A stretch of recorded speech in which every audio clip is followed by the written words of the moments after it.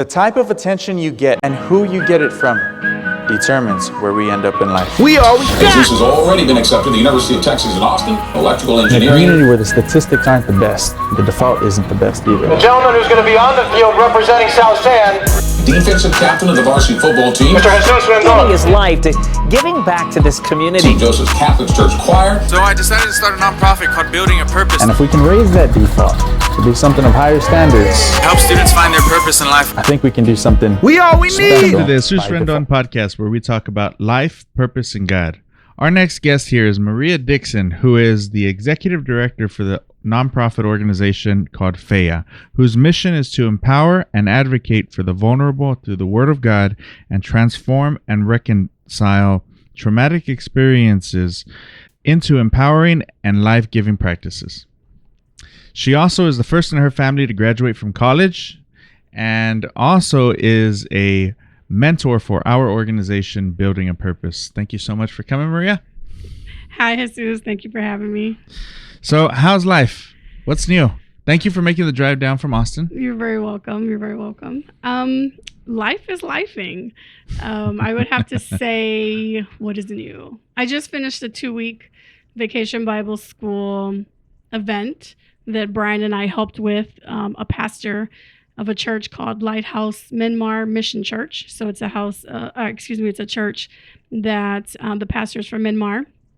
And so she had about 50 to 60 kids total, but on any given day, it was probably between 45 and 50. Okay. And so we did that for 2 weeks from 9 a.m. to 3 p.m. So not your typical Vacation Bible School.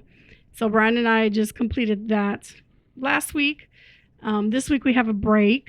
Next week I'll be doing VBS for my church, and that time frame is probably 3 hours, 5:30 to 8:30 in the evening. I would say in July, I'm just prepping to do a lot of things that are coming up in July. I'll be speaking at my church about legacy for a Desperate for Jesus event that we simulcast from Tony Evans' church in Dallas. And in August, I think we have somewhat of a break, but in between that, I'll be working on trying to help Brian get his book of prayers together. Also, there is a new ministry. I don't want to say new, but a ministry that we're looking to launch in the fall called the National Christian Bible Bowl. And so that is basically like a quick recall of God's word. So in like quiz format. And so a lot of that I'll be working on, this summer, in addition to all of these other things going on in ministry. As far as the work that FEA Foundation Ministries has been doing since October of 2021. So we have been going to the U.S. Mexico border, helping asylum-seekers with their transition into the U.S. That has now stopped because of the current administration, and so we've had to pivot. And so we're still helping sojourners. So I refer to migrants, immigrants as sojourners because that's the biblical name or the biblical title that's found there. Those individuals that we are helping now are in the interior, so within the U.S., and 3 days a week I go with Pastor Vung. So she's the same pastor who's the pastor at Lighthouse Myanmar Mission Church. We go 3 days a week to a mobile gas station off of I-35 and St. John's Avenue in Austin. And we minister to day laborers there. And so we'll give them something to eat. We'll pray with them. She'll share the gospel. I'll translate for her. And then if there's anybody that comes up to us at that point asking like specifically for prayer for either their family member or themselves, we'll do that one-on-one. Or if they're looking for any assistance, we plug them in with resources within the community. So before that, right, I would go to the border at least once a month, meet with families who had just crossed into the U.S. with their CBP-1 appointment. So CBP-1, Customs and Border Protection, they had an app that you could request asylum on that was put in under the Biden administration. And so we were helping those individuals basically get to their sponsors.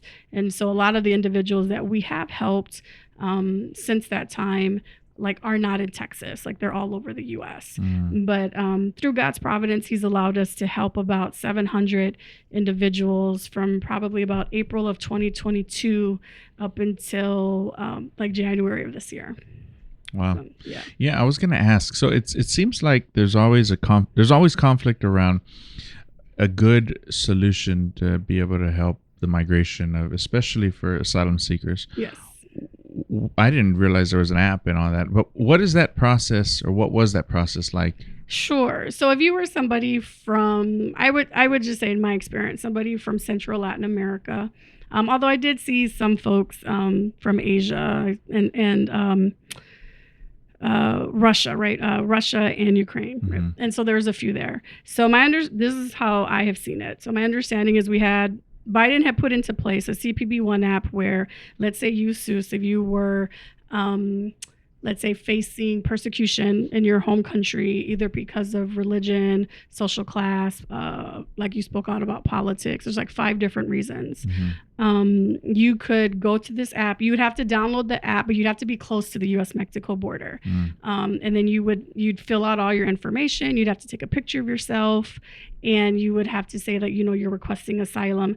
And within that request, you're basically saying, can I show up to a port of entry? And so, there are ports of entries from California all the way to Texas, right, along the U.S. Mexico border. But of those ports, there's many of them, but I think only 9 or 11 ports were taking appointments. You're saying, can I request an appointment to meet at a port of entry, to meet with the CPB-1 officer, to state my case? And then based off of what that officer would determine, I would either come into the U.S. so that I could have a year's time worth to pursue asylum in our court system. Or if they said no, then I couldn't come in, right? So that was the way that it had been being done when Biden put in the CPB-1 app in place. And I want to say that was around, he did it towards the latter of 22, but it really went into effect in 23. And then before that, we did have, based on the UNHRC, so the UN Human Civil Rights Council, right? Countries, people could come to, again, a port of entry and request asylum. And then my understanding before that, because this was before I started getting involved in the work, then the CPB-1 officer, you'd have like this meeting with them. It's called like a credible fear interview, to see, like, is your statement correct, or are you lying to me just to get into the U.S. to pursue the American dream, so to say? And they would determine that, and then that is how folks would get in, right? So that was one way. So that's one of many ways that now there are kind of no ways that that's where we're standing today for that. And so that was how folks would pursue asylum. And I came across many people from Central America, for sure, from Guatemala, what they call the Northern Triangle, right? Guatemala, El Salvador, what's the other one? Honduras, right? And so they call that the Northern Triangle. So that's in Central America. So I came across a bunch of those folks. But then alongside them were Haitians, right? Because we all were hearing what was happening in Haiti, right? The president got assassinated in 22. But Haiti, I would say, has never really, in my more recent history, has never recovered from the 2010 or the 2000 earthquake. I don't know if you remember Wycliffe Jean with the Fugees, right? Like since that earthquake, I feel like most people who I've come across in this journey, they have said, like, Haiti has just never really recovered completely from that earthquake. And so with all of the political unstableness that was happening in Haiti, I would say a good 70% of the people that our ministry has helped have been Haitians, because, as you know, we live in a world, unfortunately, that people will judge you by the color of your skin at times, right? Or most of the times. Racism does exist, and it does exist in Mexico as well, to darker skinned folks. And so I was finding that no one was helping Haitians at the U.S. Mexico border. There was one lady with one organization that she had on the Mexican side, and she herself was black and white, or black and Mexican, mixed. She was helping them, but just kind of the folks who weren't pursuing like help in the traditional way of going to a shelter or anything, but maybe they had money and they could afford a hotel in Mexico while they waited for the CPB-1 appointment. Like that group of folks also still needed help. And they also were looking like getting their hustle on to get a job in Mexico to, get money so they could wait for this appointment. Because what was happening with the CPB-1 appointment, you'd get an email that they say you have, we'll let you present yourself at a port of entry. You would accept it, but your date was until 3 weeks later, right, for that. So there's a time frame that was passing by that in their efforts to maintain themselves and their families, because Haitians, they traveled with families. I mean, most people traveled with the kids. With the kids, but Haitians, in my experience only, I would say, from what I saw, Haitians had like mom, dad, a number of kids, and they either had like a cousin or a grandparent or an aunt and uncle and, things like that. So they were in bigger groups. And part of me from what I've seen is I understand that for protection, right? Like I totally get that. But I also saw from the Northern Triangle, there were mothers with just one child, right? Or there was a mom and dad and one daughter, right? So the families were smaller, but nonetheless, families seeking asylum because of what either was happening in their country. A lot of the women who I met from Guatemala, they were indigenous women to Guatemala, and a lot of them, they suffered a lot of gender violence by the hands of their own family members, right? Unfortunately. So that was my experience with that, with those two groups for sure, from what I saw. Wow. Yeah, I think the journey is always the craziest thing of how long they've got to travel and across the ocean, and I mean, depending where you're coming from, for sure. Like I know a lot of them talked about if you were coming from like northern Latin America, right? You had to cross the Darien Gap, which is like part of the Amazon, to get into that central America, right? And then get to the Guatemala-Mexico border. And then a lot of them walked, patamobile from like that border of Guatemala to Mexico to the U.S. Mexico border, right? And so I heard a lot of stories from both Haitians, Hondurans, like anyone who came that route, talk about they walked or they would try to catch the trains, which we probably know the story of the La Bestia, right? The really big train. Not so much that one, but like other trains, or they hitchhiked, or like they were able to work for a few days and get bus fare, and so I mean, it's just and as you can imagine, right? Like these aren't like Hilton accommodations, and these aren't, Uber X accommodations, right? Like these are folks like doing what they have to do to like make progress along their journey. So when I came onto the scene, it was October of 21. So we were still in the middle of COVID. Title 42 was in place, which is something that Trump at the time had put into place, saying because we had COVID-19, right?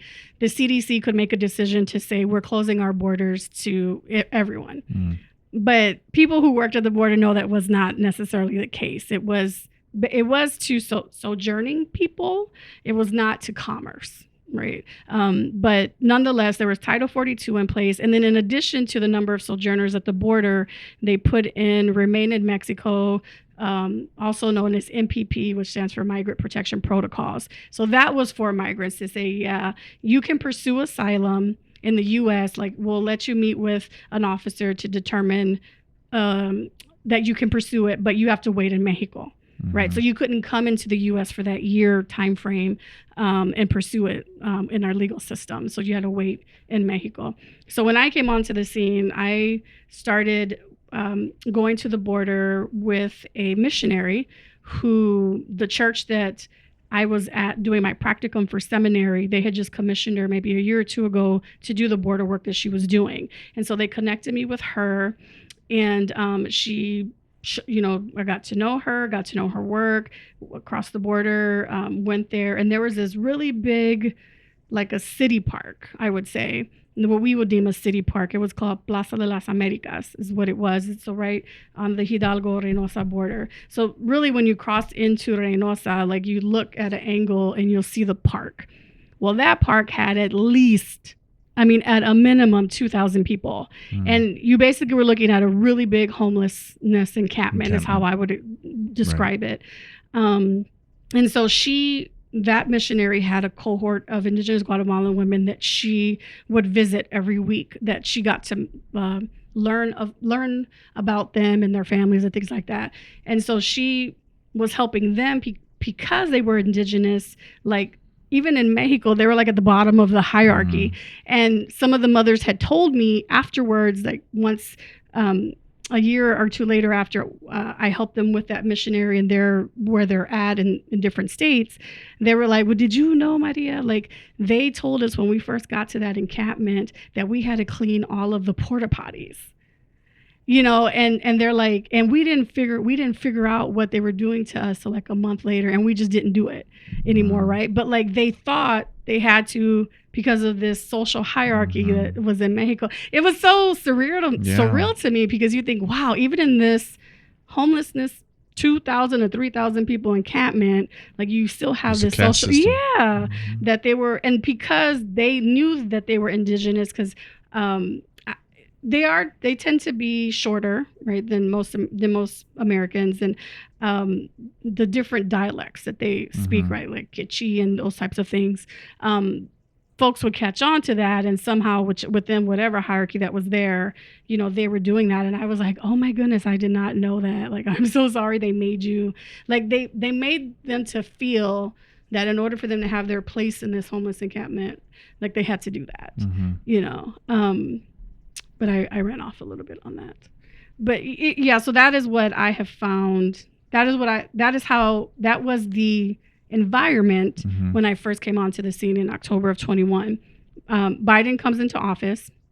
I want to say he came into office in 21, right? Because Trump was 16 to 20? 20. So I guess he would have took office in January 21. Well, the whole January 6th thing, right?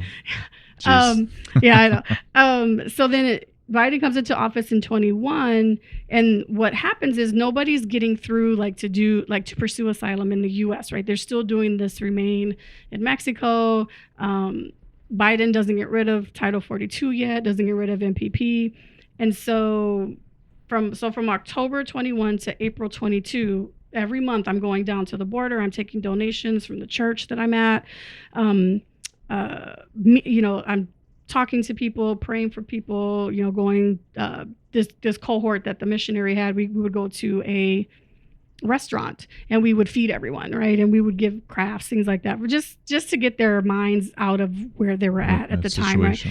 Practicing the ministry of presence, so to say.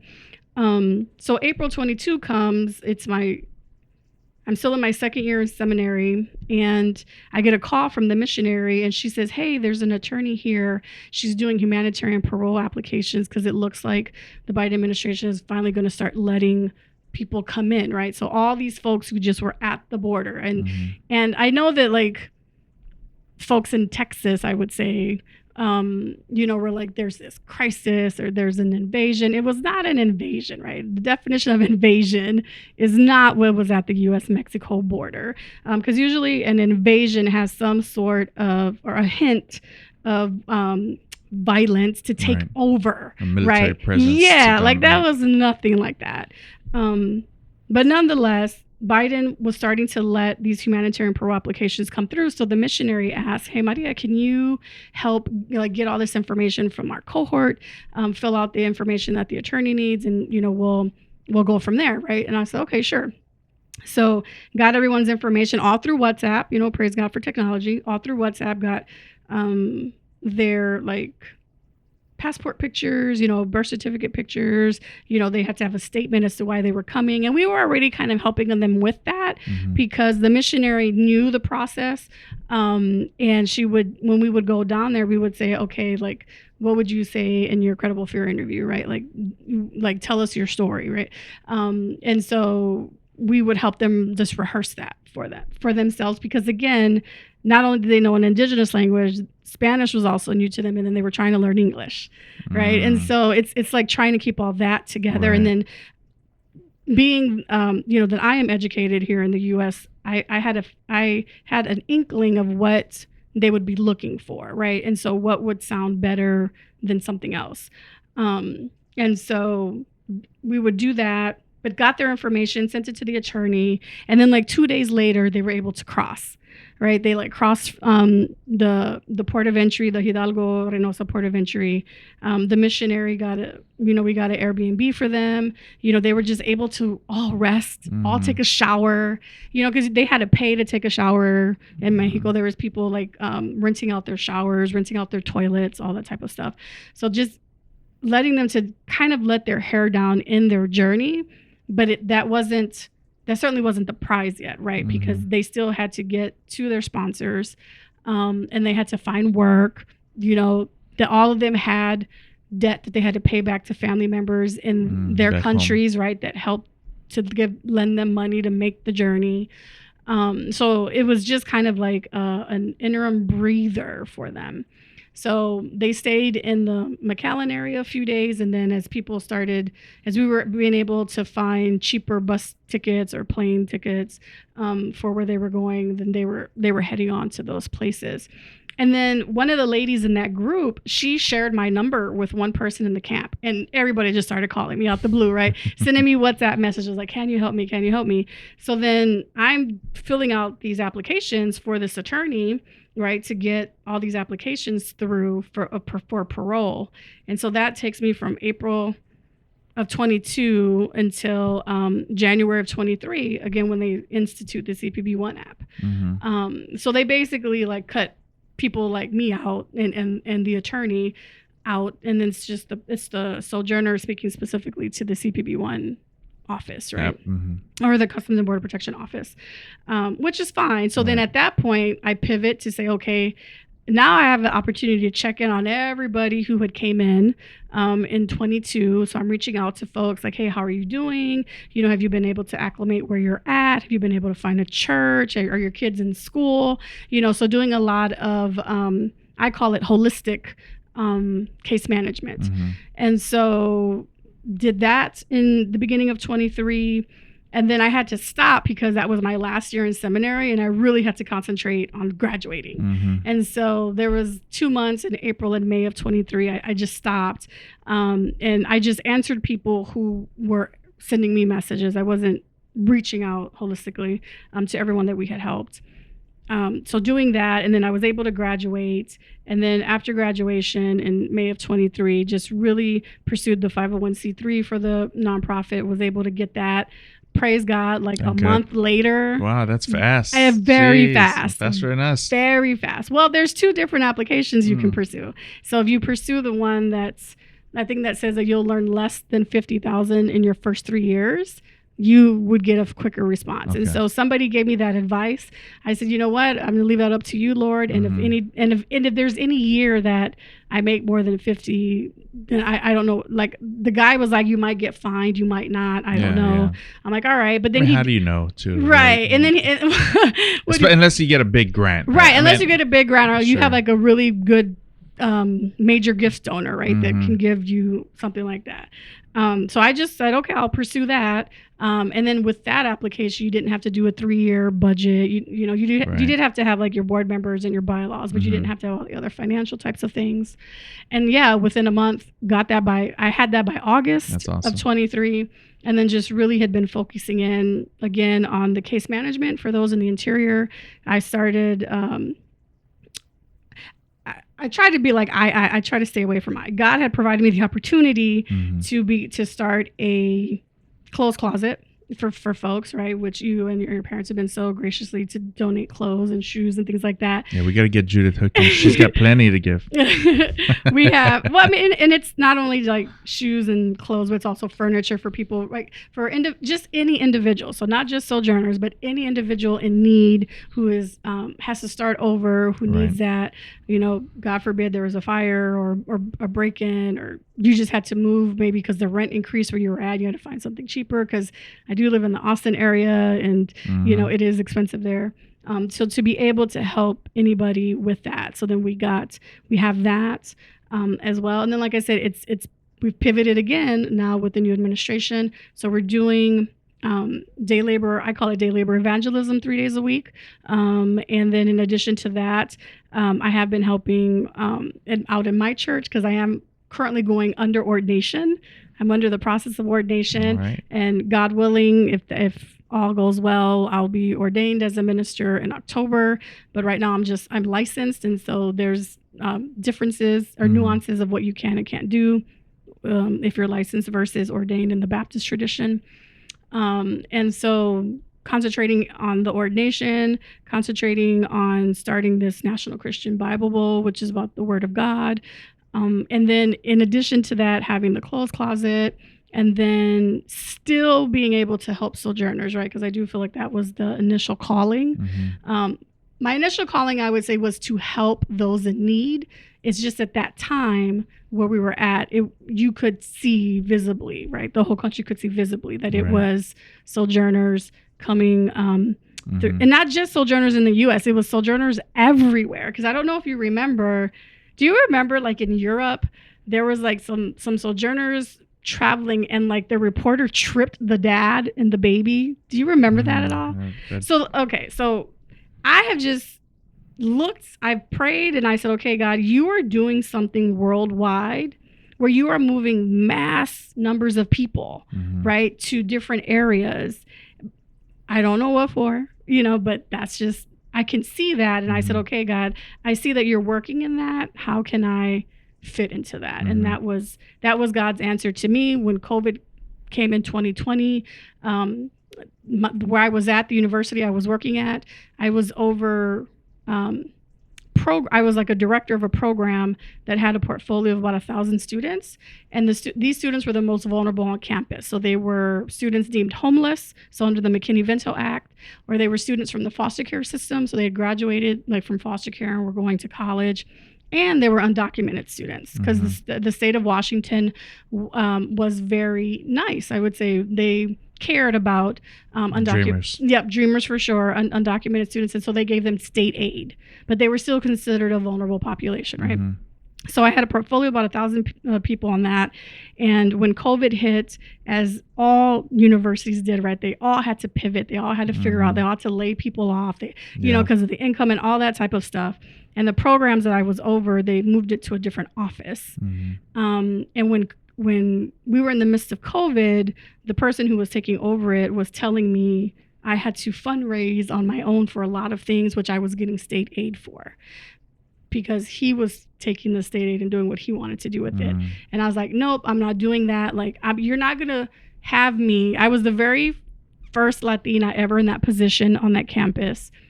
I was a woman, and I'm like, you're not going to have me be, as a woman, as a Latina, like set me up to fail in the middle of a worldwide pandemic. Yeah. Like I couldn't.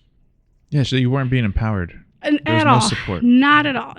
So I said, autonomy. Deuces, right? So I turned in my 2 weeks notice. And it was very hard for me because I really loved what I was doing. I was, it was like your first participant that you had on here, Coppola. Yeah. Right. Joseph. Like it was like, the passion that he had, like that's what I had for these students. And it was very, very hard for me.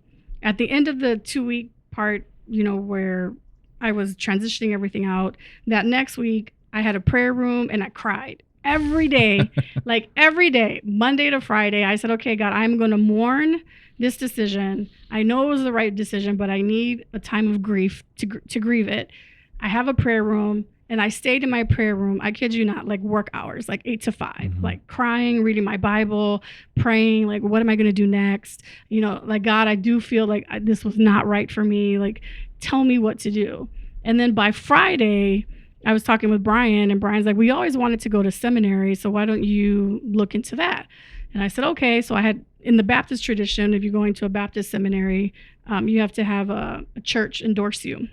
And so we were attending a church in Atlanta. Like we were in Washington State, but we attended this church online. Even like he even had online services before COVID. Wow. Do you know what I mean? So like he that, was real. So for sure. And so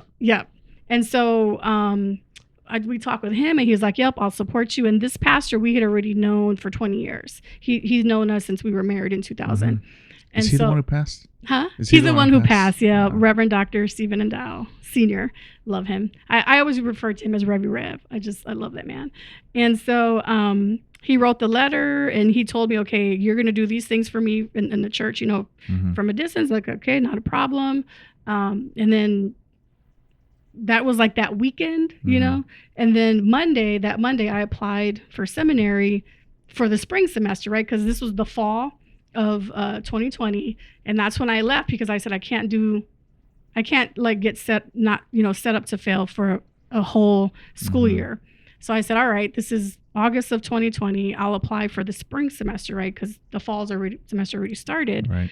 So I got all the stuff, submitted it on Monday. Tuesday, I get a call from the recruiting office at the seminary in California that, hey, if you like, you can start classes this week. And I said, well, what do you mean? The semester already started, like, is that possible? And they're like, yeah. Like, we can put you in classes, and once your transcript comes in, we'll make you official. Like, right now you're just pursuing like a certificate, but once your transcript and all that come in, we'll change it and da-da-da. Okay. All right. So by Thursday, I was in class, right? My first day of class in seminary, Thursday. And the way that it worked out, all my seminary classes were actually on that Thursday, right? Because the semester had already started, and so I had to try to piece it together. So all of that to say, like, all of this work since 2020 has been God's will. I know that without a doubt. He has shown up in different areas of the journey to do this, because I knew that I wanted to help sojourners, but I didn't know how, and I didn't know in what capacity. But I knew that I had to get to a state that was bordering Mexico. So I mentioned it to my husband, and he said, okay, I'll apply for positions. He applied for one in California, he applied for one in Texas, and he applied for one in New York, which was fine, because New York is, there was a lot of the community there, right? A lot of numbers of sojourners. It's a big port of entry. For sure. And so I was like, okay, cool. If it's not a border, then New York would suffice. And then he wound up getting the position at NYU, but they didn't offer up enough money to move there. Yeah. Well, just to move there, like the cost of living, it just, they wanted us to live in Brooklyn. And I think they were only offering like $200,000. And you're like, I don't know how people live in Brooklyn. It just wasn't. The cost of living. Right. It wasn't. And they weren't looking to go up, and they weren't looking to help us move, right? Because sometimes institutions will give you moving costs. None of that. So he said, okay, thank you, but no thank you. And then the position that he applied for in California, they closed it after the first round. And so it was like, oh my goodness, like, we're just getting to Texas, right? So he interviews at UT Austin. He goes to the second round. I said, okay, cool. This is, it was going great. And then again, in God's providence, he's offered the position. And I'm like, okay, Austin, that's where it is. Texas, that's great. It. Like, like, I'm familiar with San Antonio because I was born and raised somewhat here, but I knew that it was close to the border, right? It was a border state. So like, all right, God. So he's just opening those doors through and through for these past 5 years. Right. Yeah. Talk about divine connections, right? Divine connections. Brian got the job. I found the church that I did my practicum at in Austin through Christianity Today on a webinar when I was in Washington State. And then from being connected with the missionary at the border and seeing the work that she did, I knew that I couldn't do the work exactly like her because she lived in a border city, right? So you had to be there, right? You had to be on there. The front lines. Exactly. But I was in Austin, but I was like, I could be a support, right? And so that's where God gave me the vision to say, okay, support my people once they're in the U.S., right? Help them to acclimate. Brian calls it onboarding to the U.S. So it's like, okay. So he's good for those corny names. Isn't he? Yeah. So, but when I explain it to people, they understand. He didn't come up with FEA, did he? That was all you? He did not. That was actually me in the summer of 2018 when I was at NYU. That was my first time in New York. I was at NYU and I was at a conference.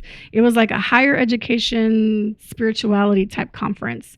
And God gave me FEA because when I was at this conference, it basically was a conference to say, to have all types of faith be able to be practiced in higher ed. Because one of the things at higher ed at the time that there was a argument against was that you do not stop being a Catholic when you go through the doors of college, right? You are still Seuss with your Catholic background, right?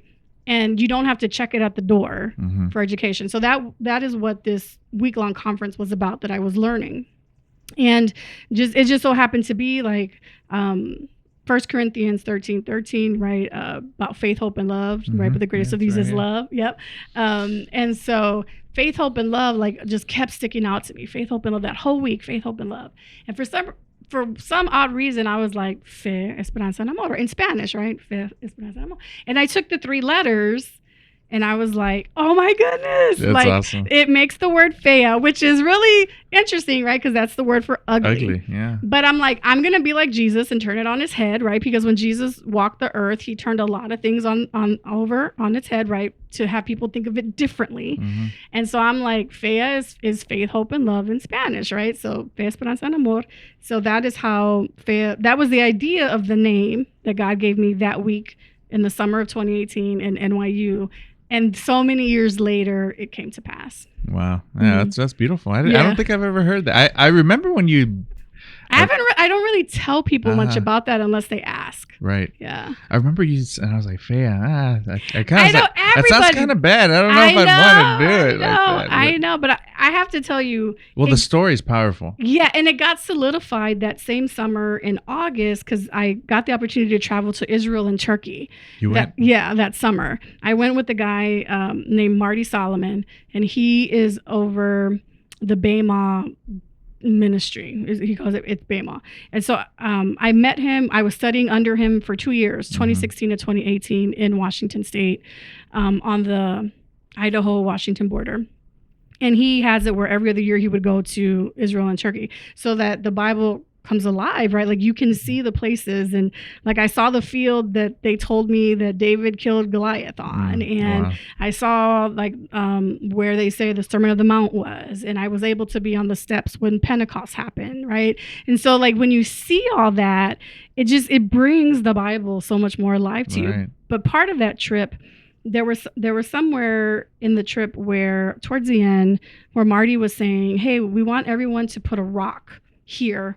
Because if you read in the Old Testament, like Abraham and Jacob would make kind of memorials, for lack of a better word, when something significant happened to them, right? So like Jacob, I think when he dreamt of Jacob's ladder, right, he put something there signifying that's what happened. So Marty was like, hey, for all of you that have like a dream or have something that you want to come to pass, put this on here. And for me, it was Fea, right? It was like, okay, God, you just gave me the name like in June of 2018. This is August of 2018. I don't know what it's going to look like. I don't know what it's going to be. The name is funny and I know I'm going to be laughed at, but I'm trusting that you gave this to me. Here's my rock to say this is my mark of remembrance for it. And so, yeah. That was the name. That's awesome. Yeah, I remember when you wanted to start it as a nonprofit and organization in the process, and you've really seen it through, and now it feels like you're going to the border every other weekend or every weekend, and the stigma that's around it too. And I'm not gonna lie, even Judith was born in Mexico, and we've got young kids, and we want to take a trip over there to see their grandparents, and it's like, are there great grandparents or great grandparents? You're right. Or Judith's great grandparents, yeah, but the baby Judith's girls, grandparents, and it's gonna be a little daisy chain. We'll have to fly into this town, take a taxi over here, and this and that. But you going over there every weekend almost is a little bit. It puts us at ease that it's not as dangerous as it perceives, but I'm sure it still has. Yeah, I get that like people are like, oh, don't go, this and this is happening. And, my brother lived in Laredo, and I know that there was gang things, cartel things happening, and they could hear gunshots, close to the border and all that. What I would say for myself, God really protected us. We were 2 women because the missionary, like I said, was another woman. Exactly. And so we were 2 women crossing with, donations and backpacks to give to these to give to sojourners, and he just took care of us. And when I graduated and said, okay, I know I won't be able to do it exactly like her, but I'll do it this way. So when I started going then back to the border, like this is the outfit that I wore, because I felt like no matter how bad you are, like you recognize, you can recognize the outfit that says, okay, I'm a person serving in God's name, right? Not my own. Right. And I would say 95% of the time, nobody bothered me or us. Now, there were twice that I got recorded by cartel. It was once in Reynosa and it was once in Nuevo Laredo. Really? I didn't know that. Yeah. So in Reynosa, it was, again, that big Plaza de las Americas. We would go, and for some reason, I want to say we stayed later than what we there was a Christian that was riding their bikes. And so they were riding the bike to bring awareness to what was happening at the border. And they started in California and they were going all the way to Florida. So this was early on when I started doing the work. So early on, so there was a guy there. And so, because you see all these Americans and they have bikes, and whatnot. And so he was recording all of that. But I could see, like, at some point, how sometimes you can feel somebody staring at you. Like, I could feel that. And when I turned around, like, he was right there just like recording me. And I'm just like, okay, and turned back around. That was kind of, I didn't react. I just turned back around. Right. That was the first time. And then when we were in Nuevo Laredo, checking out the park that was there close to the border, the port of entry, it was Brian, myself, Antonio, his wife. And so we were, and Pastor Vung, again, the pastor from Myanmar. And they had like 6 big tents up in this park that you could see with the white canopies. And so we went from canopy to canopy. Pastor Vung said, will you come translate for me? Sure. So I went with her. And as we had gotten to the park, got out the car, we were praying, then the guy came and just recorded us, right? And then followed us as we were going to the canopies. And I just didn't let it bother me, because I knew that my brother and Brian were paying attention, right? Like they stayed back, and it was Pastor Vung, myself, and Jackie, my sister-in-law. And so we were going like from tent to tent, asking like, hey, is everybody okay? Do you need anything? Can we pray for you? And that was the second time. And that would have been, I think that would have been in 25 and 23. So, but I mean, I just look at it, you can get run over crossing the street in front of your house, right? Get struck by lightning. Yes, right. Like, so that's how I looked at it. And I had, what's the word? I would say that I had a sense of peace, because I knew that this was God's work. And if it was God's will that something were to happen to me during that time, then so be it. I was okay with it. Right. A lot of my family members weren't, but yeah. I know a lot of people would tell me, be careful. And I get, because you're listening to one narrative from the news, but when you're there, it's different. It's like different. You notice people watch out for each other. People know who the bad people are, right? Like, and they will tell you. But it's up to you, right? You can lead a horse to water. You can't make them to drink. Right. So it's just like that in these types of scenarios. Like, there is a community that cares. There is a community who is trying to survive. And if you come in as somebody who shows that you care, you are helping with clothes and those, the necessities, right? They will step up to the challenge. They will respect you. They will let you do, even if they don't believe. I mean, we came across plenty of people who didn't believe in God. Okay, not a problem, right? No, I don't need you to pray for me, but just give me the food. Okay, God bless you, right? So. Right. Well, I mean, I think it's just a testament to your heart of service and ability to see it through. Plenty of family members will sit down and talk about how they can fix the immigration system, but nobody's going to the border and helping through that system that we have. So it's just so much more complicated too than what people think. Like, the way that our immigration system has gotten so messed up, and I'm not sure I know you had mentioned you interviewed somebody else, is you have Congress adding on all these little stipulations to what can and can't be done. And, you can get an exemption here, but not an exemption here. And, if you're married to a citizen, then this works for you, but you're not married, but if you have a parent, like it's so complicated and complex. Yes, does it need to be overhauled? Absolutely.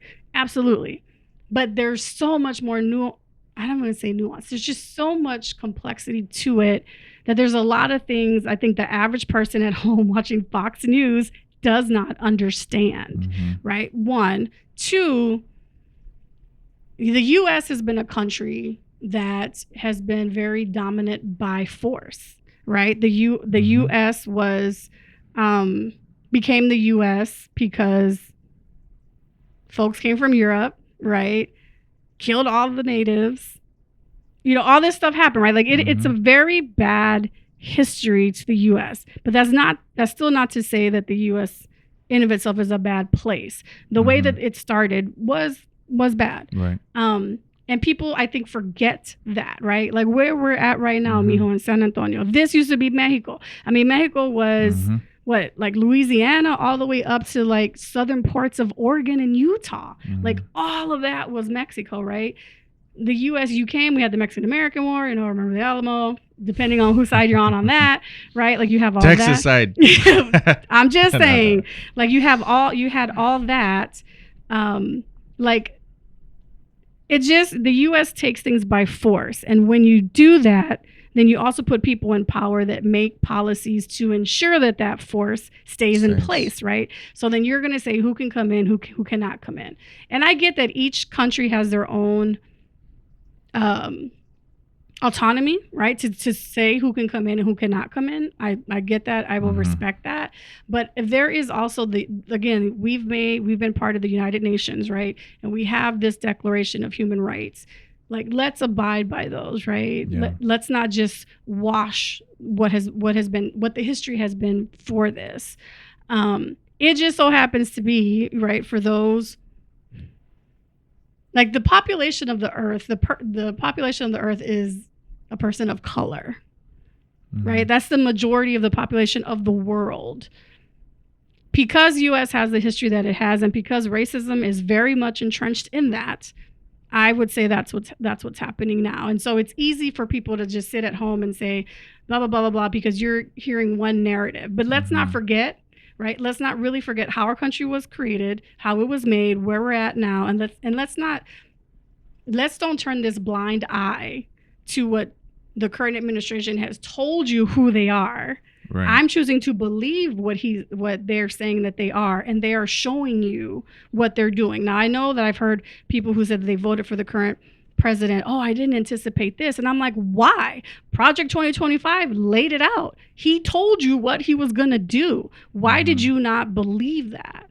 Right. So part of me doesn't have a lot of patience with some folks, but another part of me does, because then I read back in the book of Revelation where it talks about, when all that stuff is going to happen, that there's going to be a time where people who of faith are going to fall away, but then they're going to come back. And then we have to be patient for those who are coming back. So I remember that, and I said, okay, I need to be patient with the family members, right, who tell me this, and the neighbors, like, who tell me this, right? Like, so that, yeah. Yeah.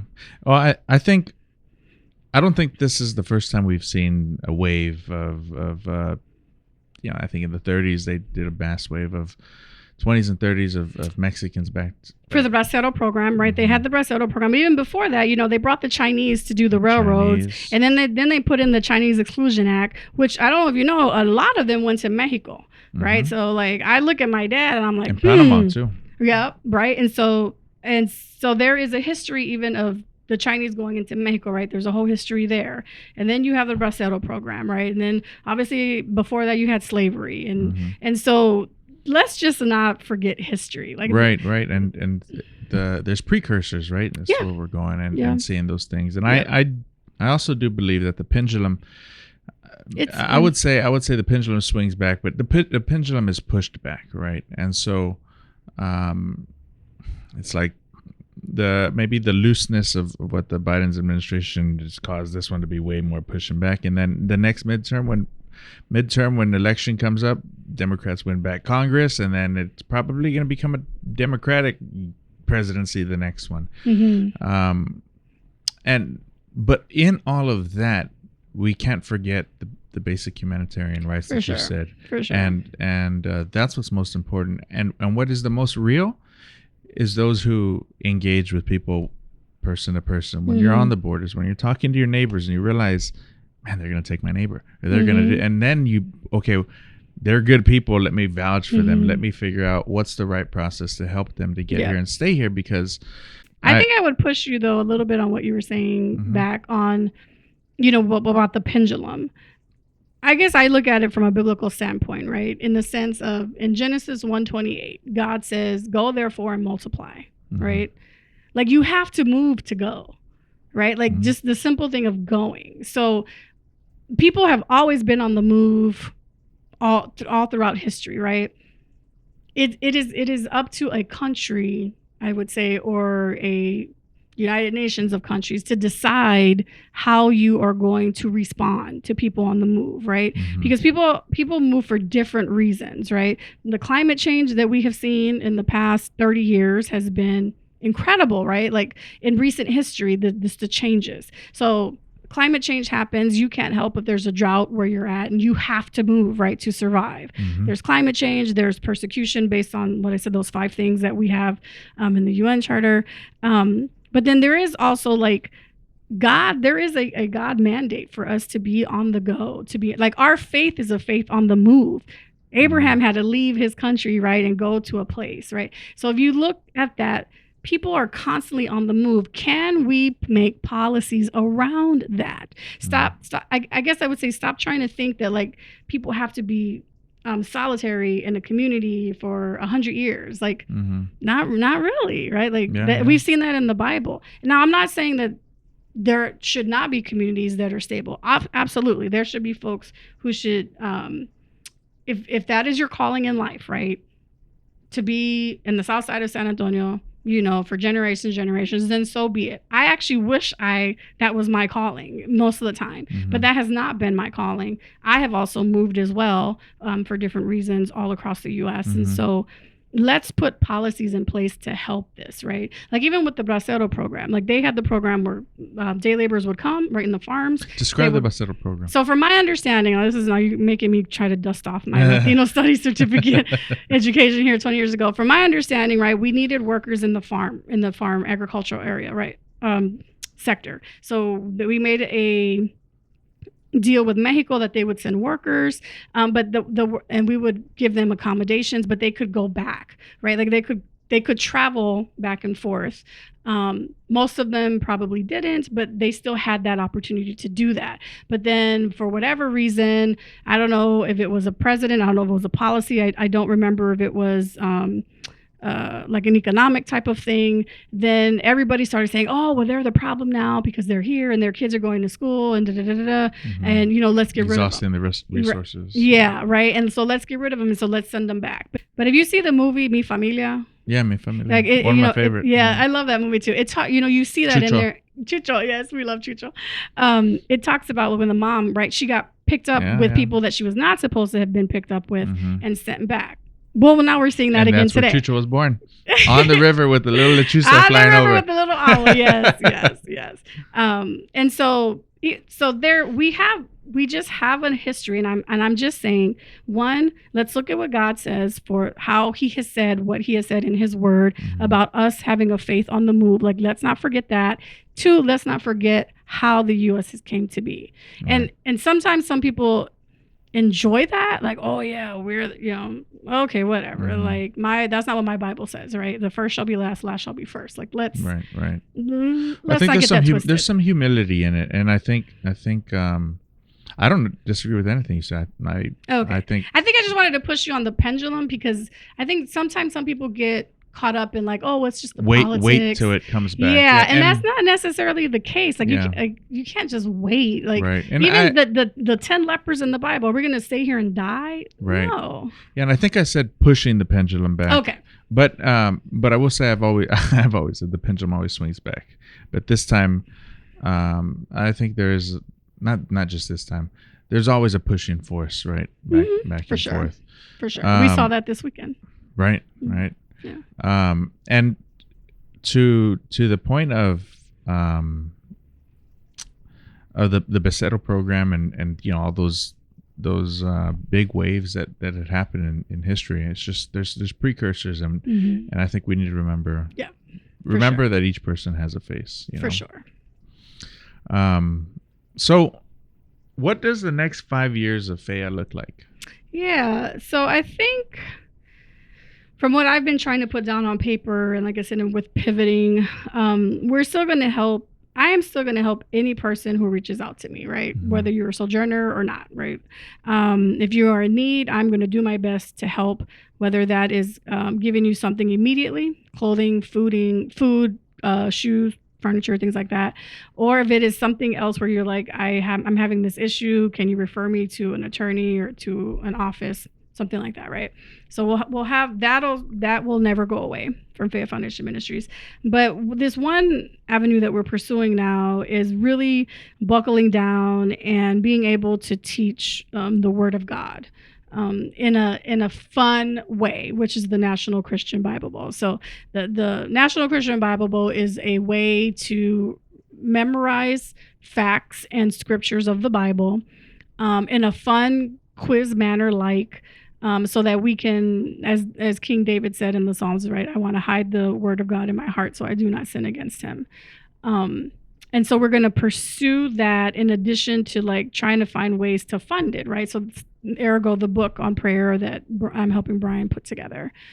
We're going to, those things kind of together is what we're going to pursue with FEA. And, we'll see where that goes. I feel like one of the ideas I've also been trying to toss around in my head is with the clothes closet, like would it make sense to make like a thrift store, where we could again have this income coming in, but then also have a way where, let's say, there's like 6 churches in the area, and we reach out to the churches and say, hey, if you don't have the capacity, the time, or the people to have your own food pantry or clothes closet, would you donate to us, say on a monthly or quarterly basis? And then based off of your donation, we can ensure that if you have people coming from your church who need clothing, food, shoes, furniture, then we'll give them for free, right? But still through the store. So I've been juggling that with a person that I met in Austin who does like business coaching, to see if that may be a possibility too. Mm-hmm. So I'm just not sure, because I think there's so many ways that you could do that, right? You could do it online. Yeah, you could do like an online store. You could, but it's like it's finding the time, it's finding the people, finding the resources. You do it in a podcast setting for that. I'm sorry. You can do it in a podcast setting. Yes, yes, and so. Something like that is what I have been. I feel like this person who was speaking to me, I've been praying about it. It's just kind of like where we're going to go. But I mean, in 5 years, FEA will still be around. I'll still be helping people. I don't know where that would be, how that would look, but for sure, we're just in a time of pivoting just because of the politics of the country right now. Right. Well, I feel like you've grown through the organization in adapting to the nature of the politics, right? Mm-hmm. There was no process, so you go in there and you start just doing what you can, and you meet a lawyer along the way. And now it's like, hey, we've got a train of getting people who are asylum seekers, and then it's like, oh, the government finally caught up. Great, we got this app. Now let's just advocate this app, and then like app's gone away. Now it's like, okay, how do we help? We help our day laborers, right? The folks who are there, and man, that battle. I mean, I've seen so many clips of how it's important to be strong in the language to be able to defend yourself. Mm-hmm. And when you say language, what do you mean? I mean English. Language of the law. Oh, English. Well, both, right? Okay. I mean, just in general, English. If you don't know English, how are you going to defend yourself? Period. For sure. Second, and not. I'm not expecting them to learn English overnight. But maybe this may be something you've seen that FEA is very, very much so needed, because just to be able to speak the language and defend yourself in those situations when ICE is trying to get you right away. Yep. And it's like, well, maybe they're here legally. Maybe they're, and they can't even speak for themselves yet. Yes. And then the language of the law, right? Yes. It's like, you might not even know the language because it's changing so fast. And even if you have a lawyer, at least it'd be that title that would help somebody to be able to respect. And it's very important to know the language, right? And know the language of the law to be able to communicate through those things instead of having to get to that spot. Because if they'll take a senator, if they'll detain a senator, they'll detain somebody who doesn't know the language. Exactly. Exactly. even if it's provocated or it's not provocated, right? So For sure. yeah, I'm excited to see where FEA goes, and hopefully your board grows too, and you get good. Yeah, if there's anybody out there who wants to be on a advocates. board, I certainly am looking for board members. Yep. Do they have to be in Austin? They do not have to be in Austin. They could be anywhere around the U.S. I mean, our board meetings are usually done over Zoom. I'm giving updates, letting them know where we're at financially, how we're pivoting, what that's looking like, sharing metrics. So, I would even say anybody outside of the U.S. too. I don't know that there may be a law coming soon against that. I have no clue, but I think, I'm meeting more people who have connections outside of the U.S. So that's exciting, right? And I think maybe FEA might be able to do something internationally too. I know there's law firms that have their practice based in different, especially immigration attorneys who have practices in Colombia, who have practices in border towns, especially to be able to support those in transition. So I think for the board though, you might have to be in the U.S. just because of the way, again, how politics is going and whatnot, just to be safe. But yeah. But you can always have advisory board members outside of the U.S. For sure. Okay. Well, our next segment here is what we call the timeline workshop. And in this, I'm sure you've seen it before and how we've worked with some of our students, but you share an impactful event that happened each year of your life, positive or negative. And, feel free if you want to skip a couple years, if you want to group up a 5-year period, a 10-year period. But it really is a tool to help bridge the gap in generations to realize that we're all not so different and bring us together. So what I would say in my life, there's been seasons. And so I broke it down into 4 seasons that cover a period of 11 years per season. Those are big seasons. I've got way more than 4 seasons. It was just a way for me to organize it in my mind. Yeah. So my first season, I labeled that as being protected and preserved by God because my parents divorced really young. My mom left my dad, I think, when I was 3 or 4, something like that. We moved from San Antonio to Houston. She was a single mom, and I didn't even have memories of my dad. Like the memory of the first man that loved me as a father was actually an African American man in Houston. And so what I could remember from my dad was I was always fearful of him. And so, again, I'm thinking that's from his time in Vietnam when he got drafted and all that and came back and lived how he lived. So while we were in Houston, I lived in Houston from kindergarten to the middle 5th grade. And every year we changed schools. And then I came to find out later the reason we changed schools every year was because the rent would go up on my mom and she couldn't afford it and we had to find a place to live. And they were all apartment complexes in whatever the poor side of Houston was at the time, because I went back a few years ago when I came back to live in Texas. And my brother and his Rain Man memory knew where I should start to go. And I'm like, oh yeah, that apartment there. Yes. And that apartment. But all these apartment complexes were within a mile of each other, so, but we still had to go to different schools. And so during that time, my mom was a single mom. It was us 3. She was raising us. I mean, she had boyfriends. She just never got remarried. There was domestic abuse, right? I remember from my dad and then with a man or 2 that she was with there. But then I would say that really is the first 11 years. It's just it was a lot of that dysfunction, but yet I was still being preserved because there was a lady named Miss May, and she was part of a Baptist church somewhere where we were at, and she invited us to church, and apparently she helped my mom. My siblings remember this better than I do, but she helped my mom in getting stuff like clothes and beddings and things like that for us, and we started going to that church. That's where I started learning about God. So my introduction to God is during this time of just dysfunctional. This is the best way that I can describe it. So I'm learning about God, going to Sunday school, and really what it was, my mom wanted a break from us on Sundays, right? So they had a bus, and the bus would come pick us up, and we'd go to the church, and we'd have Sunday school, and then they had children's church, and I remember being able to get like a donut and orange juice, getting off the bus, and then they'd give us a small snack getting back on the bus to get dropped off back at the apartment complex. And so, my mom would get like a 3-hour break, Sunday mornings. And so in the midst of dysfunction, in the midst of feeling unsafe, in the midst of not being stable, there was God, right? Being introduced to me, learning about him. During that time too, I want to say I went to a camp where I actually did I had to recite something, and I was the youngest person. I was like in 3rd grade. I was the youngest person reciting something, but I was the only one who had it memorized. No. Like everybody else had cards and stuff. And I remember being so afraid, but the teacher, which I don't even remember her last name, I just know it was Sister Judy was her name. She said, if you get up there and you see everyone, right? Because I was little, and you see and people who were giving talks were like in middle school.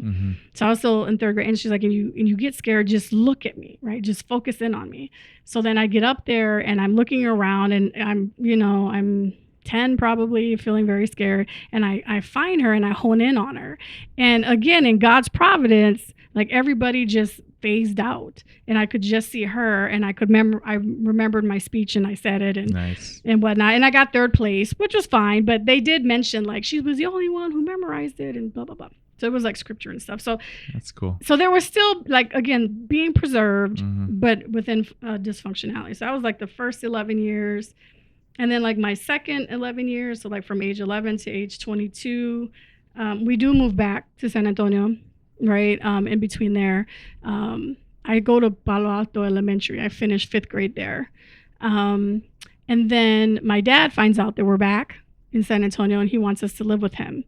I don't really know my dad.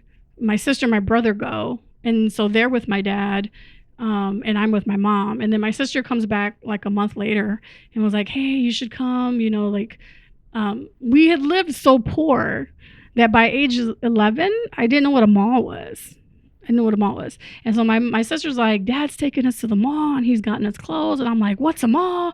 And it's like South Park Mall, right? So I was like, yeah, Houston malls are a lot better. Yeah, the Galleria, right? But we never went there, right? We were right. just like, we just never went. And so, so I'm like, I don't know. I have to think about it. And I didn't want to leave my mom, right? Because I saw how torn up she was when my sister and brother went to go live with my dad.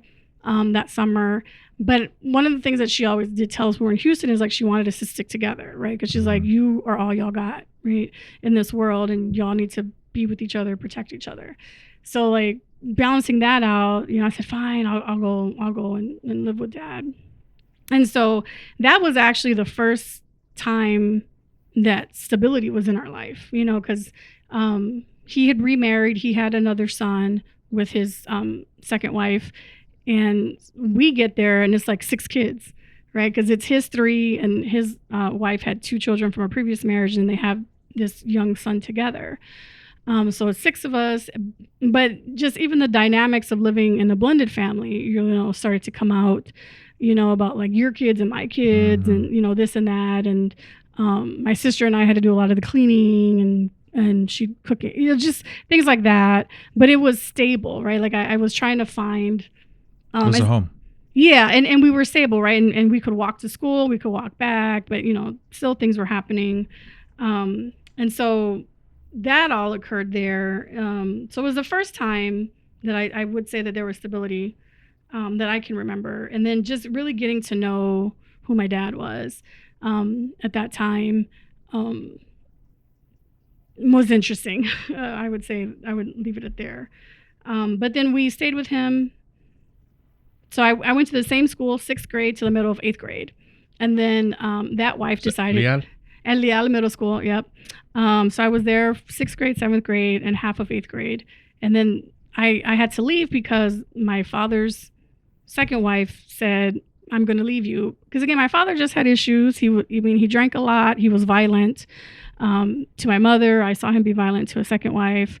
And, she was just like, she had enough, and she left him when he was in the hospital getting surgery for a hernia, right? And she took everything, and like even the ice trays out of the refrigerator. I'm kid you not.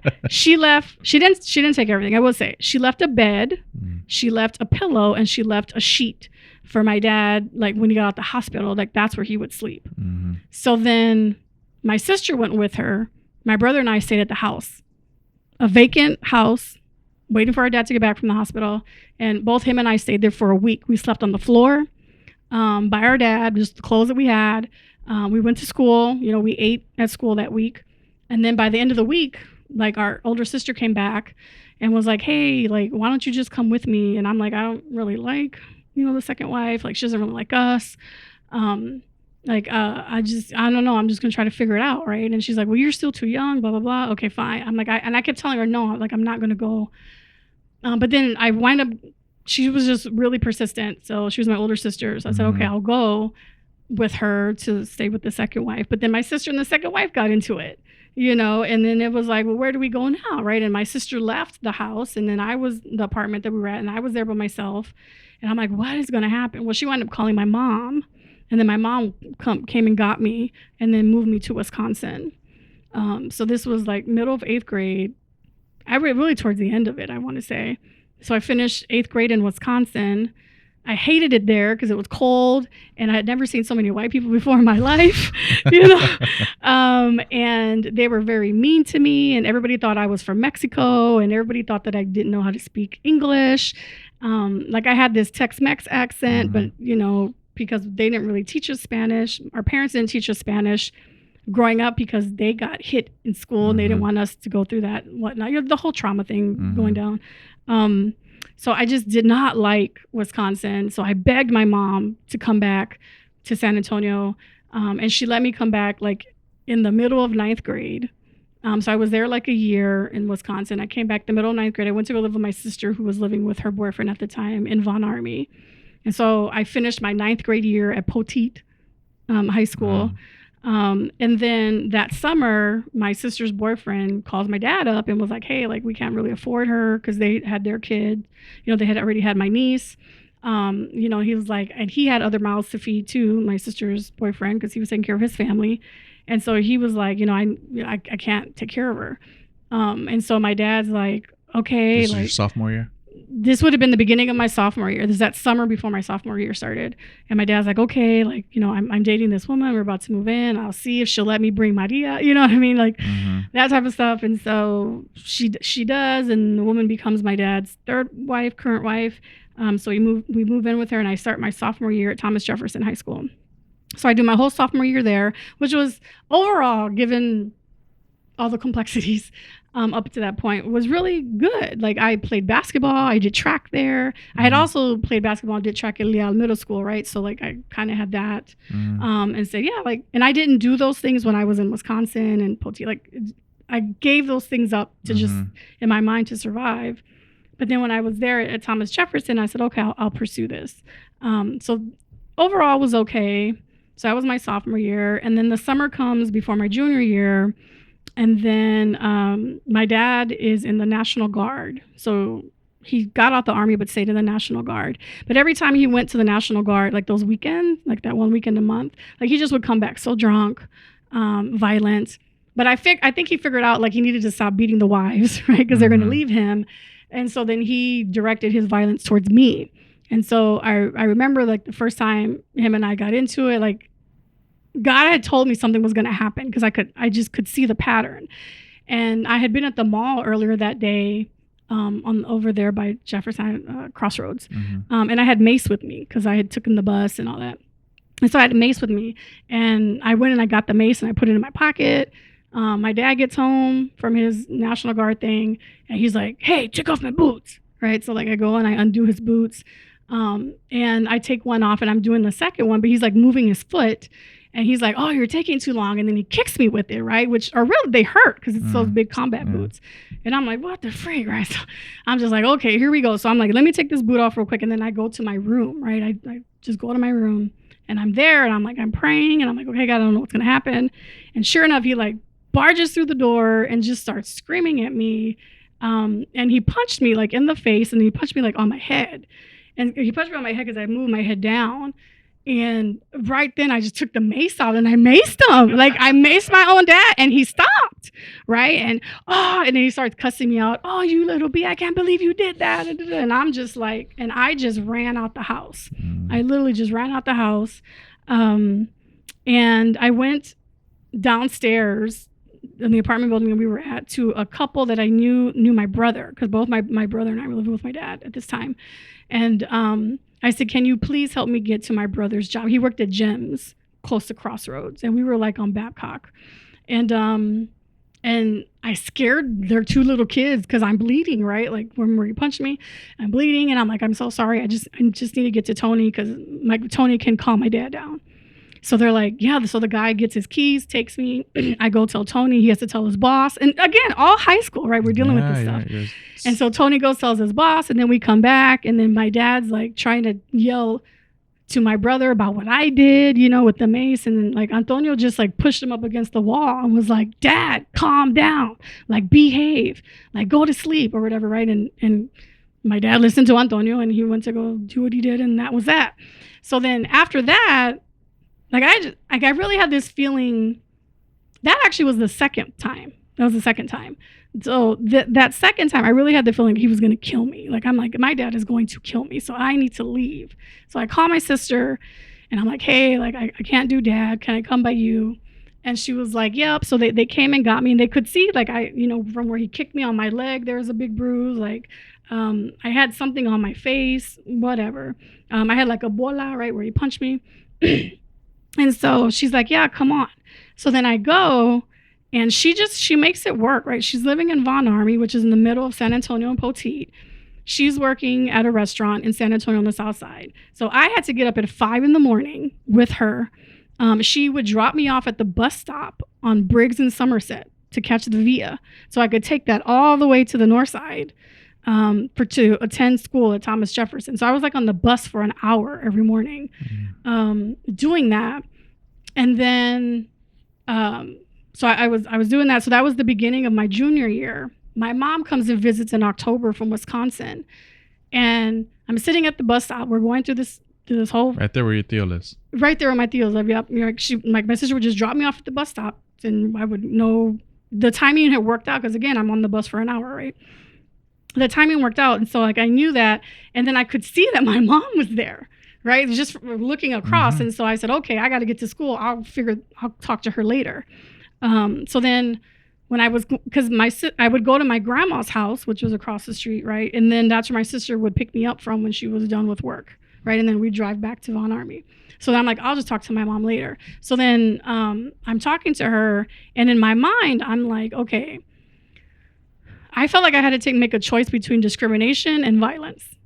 And I picked racial discrimination. I said, I'm just going to go back to Wisconsin. They're going to talk crap about me, whatever. Like, I've already been exposed to it, so hopefully I have some thick skin. Mm-hmm. But I was like, I do think my dad's going to kill me. And so I left. So that's when I left permanently, like San Antonio. So that's why I'm like, I was kind of raised in San Antonio, but with Houston, and you know what I mean? It's weird. It's just weird.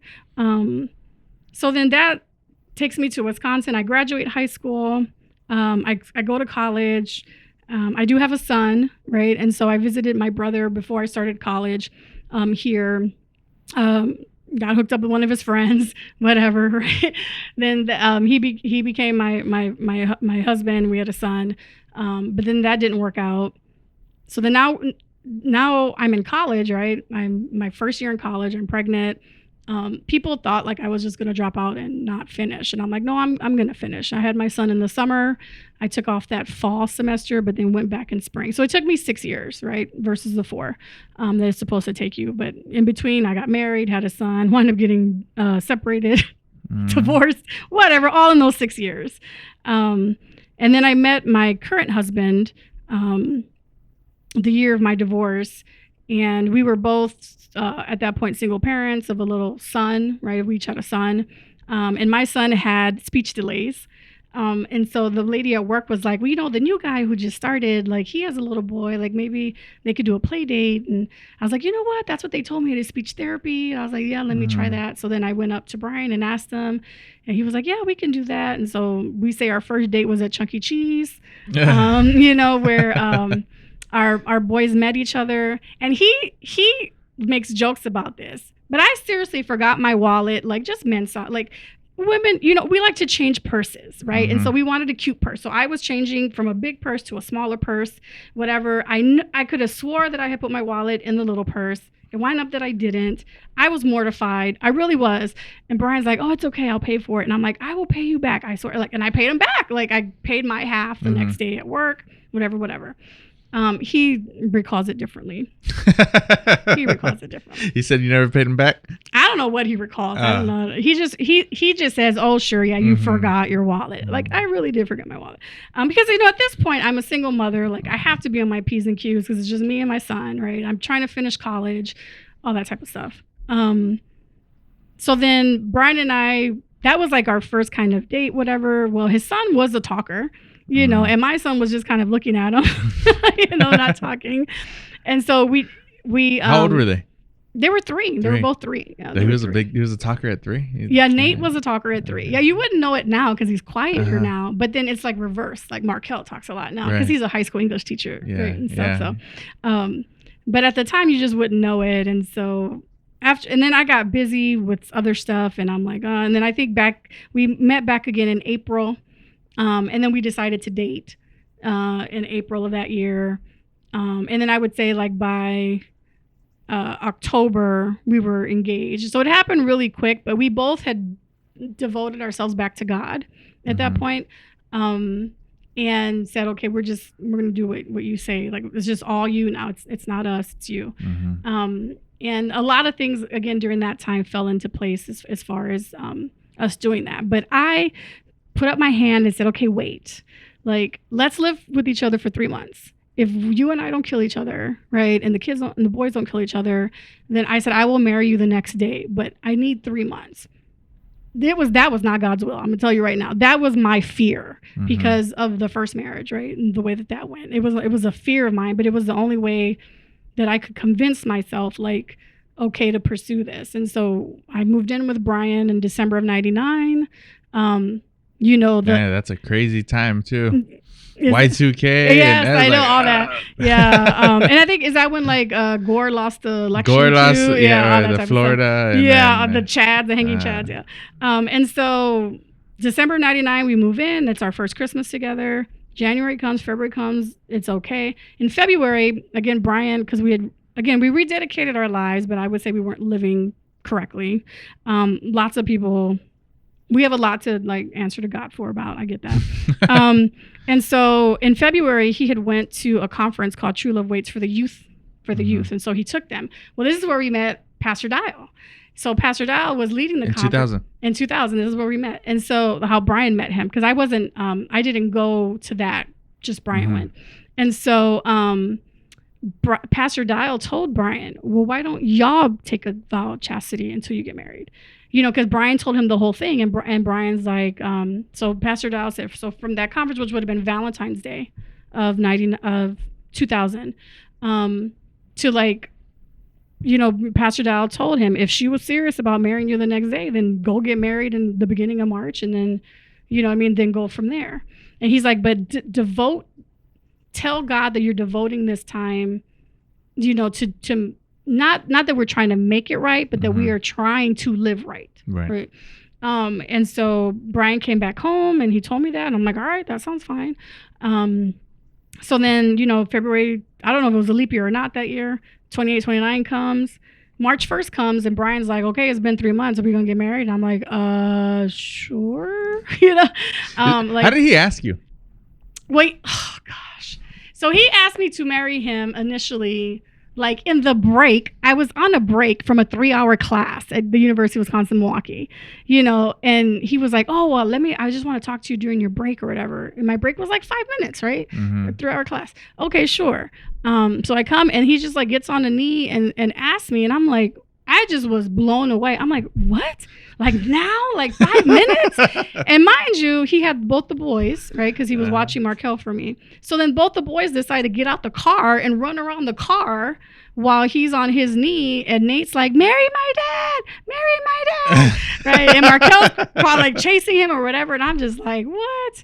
And I was like, I'll give you a yes now, but we'll talk later, right? Because like I got to get back to class. Yeah. The ring was awesome. I will say it's not the ring I have now, but the ring at the time was pretty awesome. I didn't anticipate that either, but that's how he asked. But in March, it was just like, okay, you're right. I did say this. I did say 3 months. We are 3 months. We haven't killed each other. You still like me. I still like you. The boys like each other. Our moms like each other.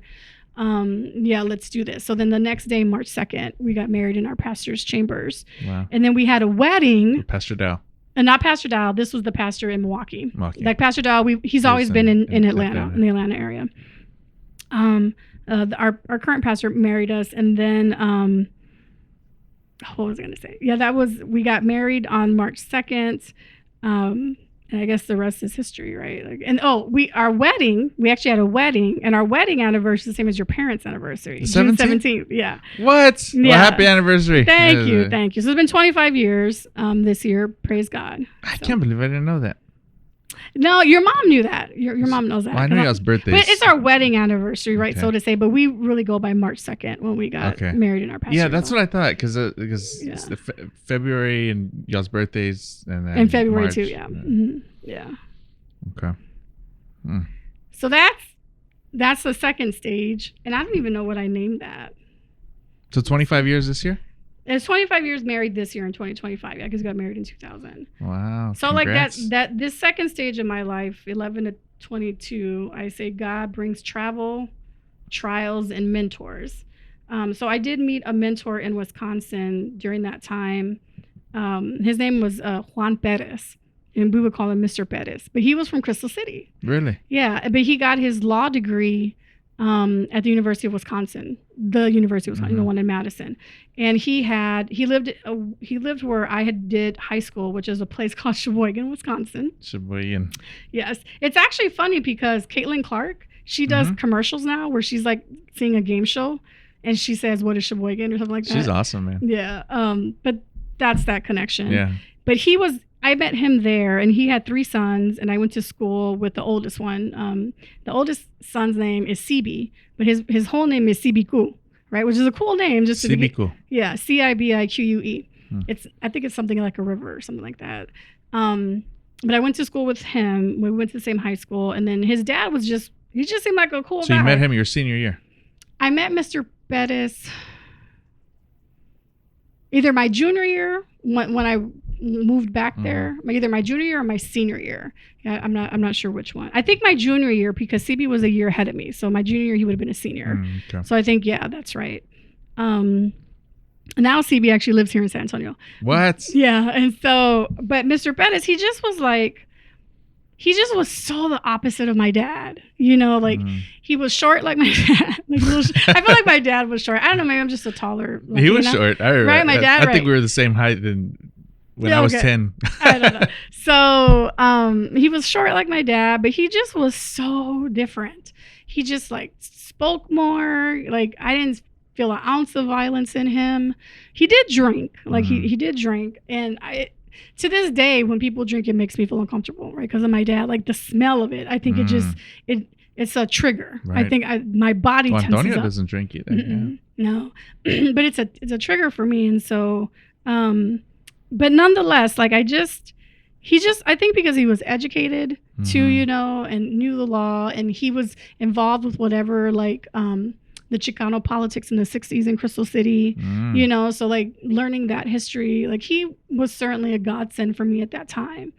I love that man. And his wife, Miss Sylvia, she's awesome. And so Mr. Perez had 3 boys. I tutored Rigo, which is the middle son, for Spanish during that time. I didn't really talk that much to CB actually, and CB and I talk about this afterwards.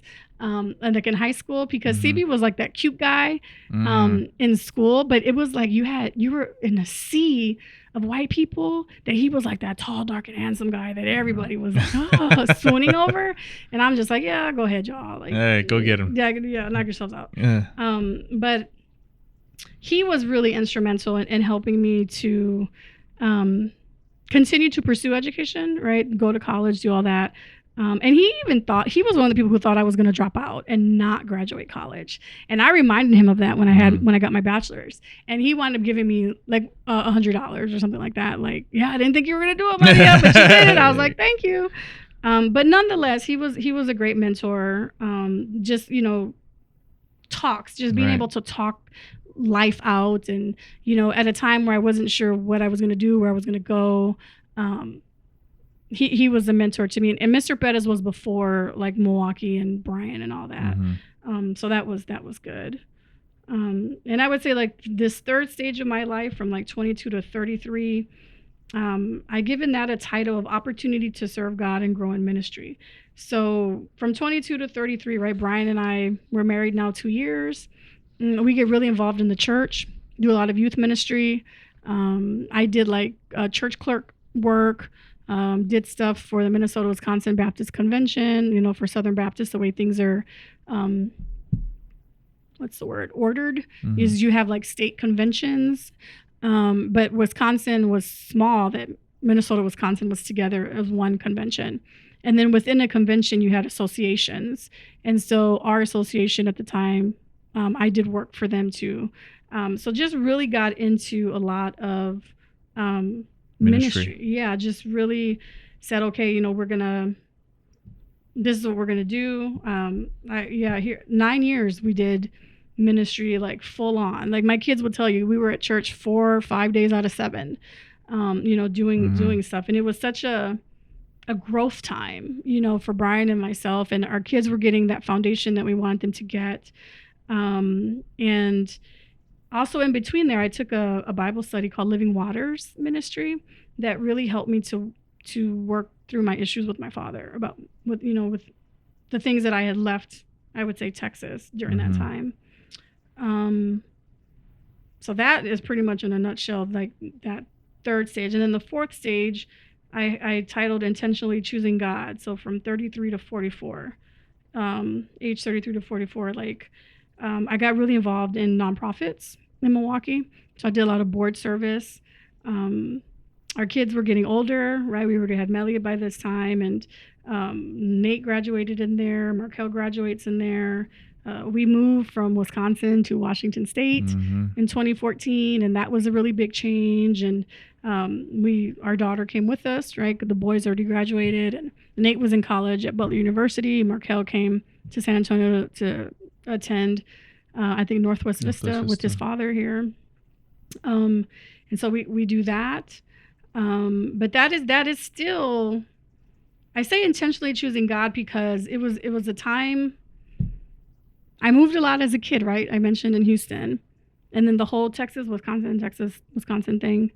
And then now I'm moving cross country, right? So that was different. And then we were moving to a rural area. Like we were going to Pullman, Washington, where the population was 12,000. But when the students were on campus, it up to 32,000. That's how they did it. So just learning to live in a rural environment was very hard for me. But nonetheless, we got through it. We were able to find churches. And ironically, this is the time where the current president started running for his first term. And, people were getting emboldened to just treat and talk to people of color however they wanted to. So there was a church there that it was the only kind of Southern Baptist church in that town. They just had people who were nasty, and we couldn't do that. We just couldn't do it. So we wound up doing church with a Mandarin speaking Chinese church. Like they trusted us enough to teach their children. Like we kind of laid out all the things we did in ministry in Wisconsin, and they're like, cool. And Brian already had seminary training and all that. And they're like, yep, you can teach our youth, not a problem. So then Brian goes in over the youth. Melly teaches their children, Jeez, and awesome. then I come along and I just support them administratively, like what they need and stuff like that, and then got more involved with it. And then they made me a treasurer. They made Brian a deacon. but the church is ran in Mandarin, right? Wow. Like they provided a person to translate for us. And I cannot tell you, Seuss, just how much we felt welcomed, to this contrast of like what was happening in all these evangelical big churches. And it's almost like we had to prove ourselves. The to irony, them. Yeah, it's the irony, but also like we would tell them, oh, we have all this experience, we'd love to serve. Oh, you got to sit down for at least 6 months and we have to look at you to see that you're, like almost worthy to serve in our church. All right. So, again, this Mandarin speaking on the church. Move. Yeah. Was it God on the Move, right? Right. Like, so this Mandarin speaking church, they came out, they're like, oh yeah, come on. Like, we need help. And so it fit well for us there in Pullman. So again, it's doing ministry, but in a way that we were not prepared for at all that way. That's how I got involved. I got introduced to Marty Solomon with the Bema discipleship, and then when I went to Israel and Turkey.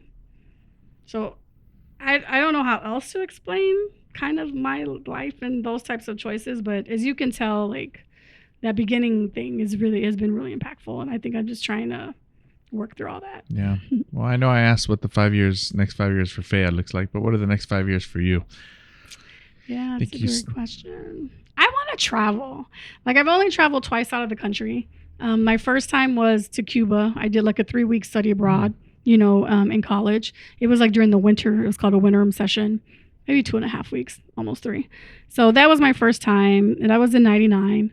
And then when I went to Israel in 2018, like those are the only 2 times I've been out of the country. Of course, if you include like crossing the border, right. But that's just the border. Like it's not inside of Mexico. I really do want to travel. Like, our daughter has a job now that's going to be taking her places, and I'm like, oh, can I come? Like, I would love to, and because not only do I want to see where God is working in those areres, like, it is an opportunity as well to be able to be a support to my daughter, right? Like, for instance, I was like, hey, if you go somewhere, like, I'll come, I'll be your maid, right? I'll cook, I'll clean, like, you don't have to worry about anything, just focusing on your work. But then I'm like, while you're at work, like, I'm going to be checking out what the ministries are there, right? To see how FEA can increase. So I really hope, Seuss, that I can tell you, like, hey, I traveled out the country finally, and this is where I went, and these are the great people that I met, and so that's what I hope. We got to save up and do those types of things, and just have to trust that God will provide the opportunity for me. That's awesome. Yeah, I see so many parallels between you and my mom, and my mom's. I love your mom. Can I say I love your mom so much that I don't know if you know this, but you actually had inspired me to pursue the nonprofit because I saw that you did BAP, and I'm like, if Baby Longhorn can do it, like he's gonna be my inspiration. If he did it, I can do it, right? So that was you, Mijo. I don't know if you knew that. And then your mom, your mom is like the most beautifulest person in the world to me, because she to me is like this vision, not even a vision, a practicality, like a human example of like perseverance, of like love all the time just coming out of her.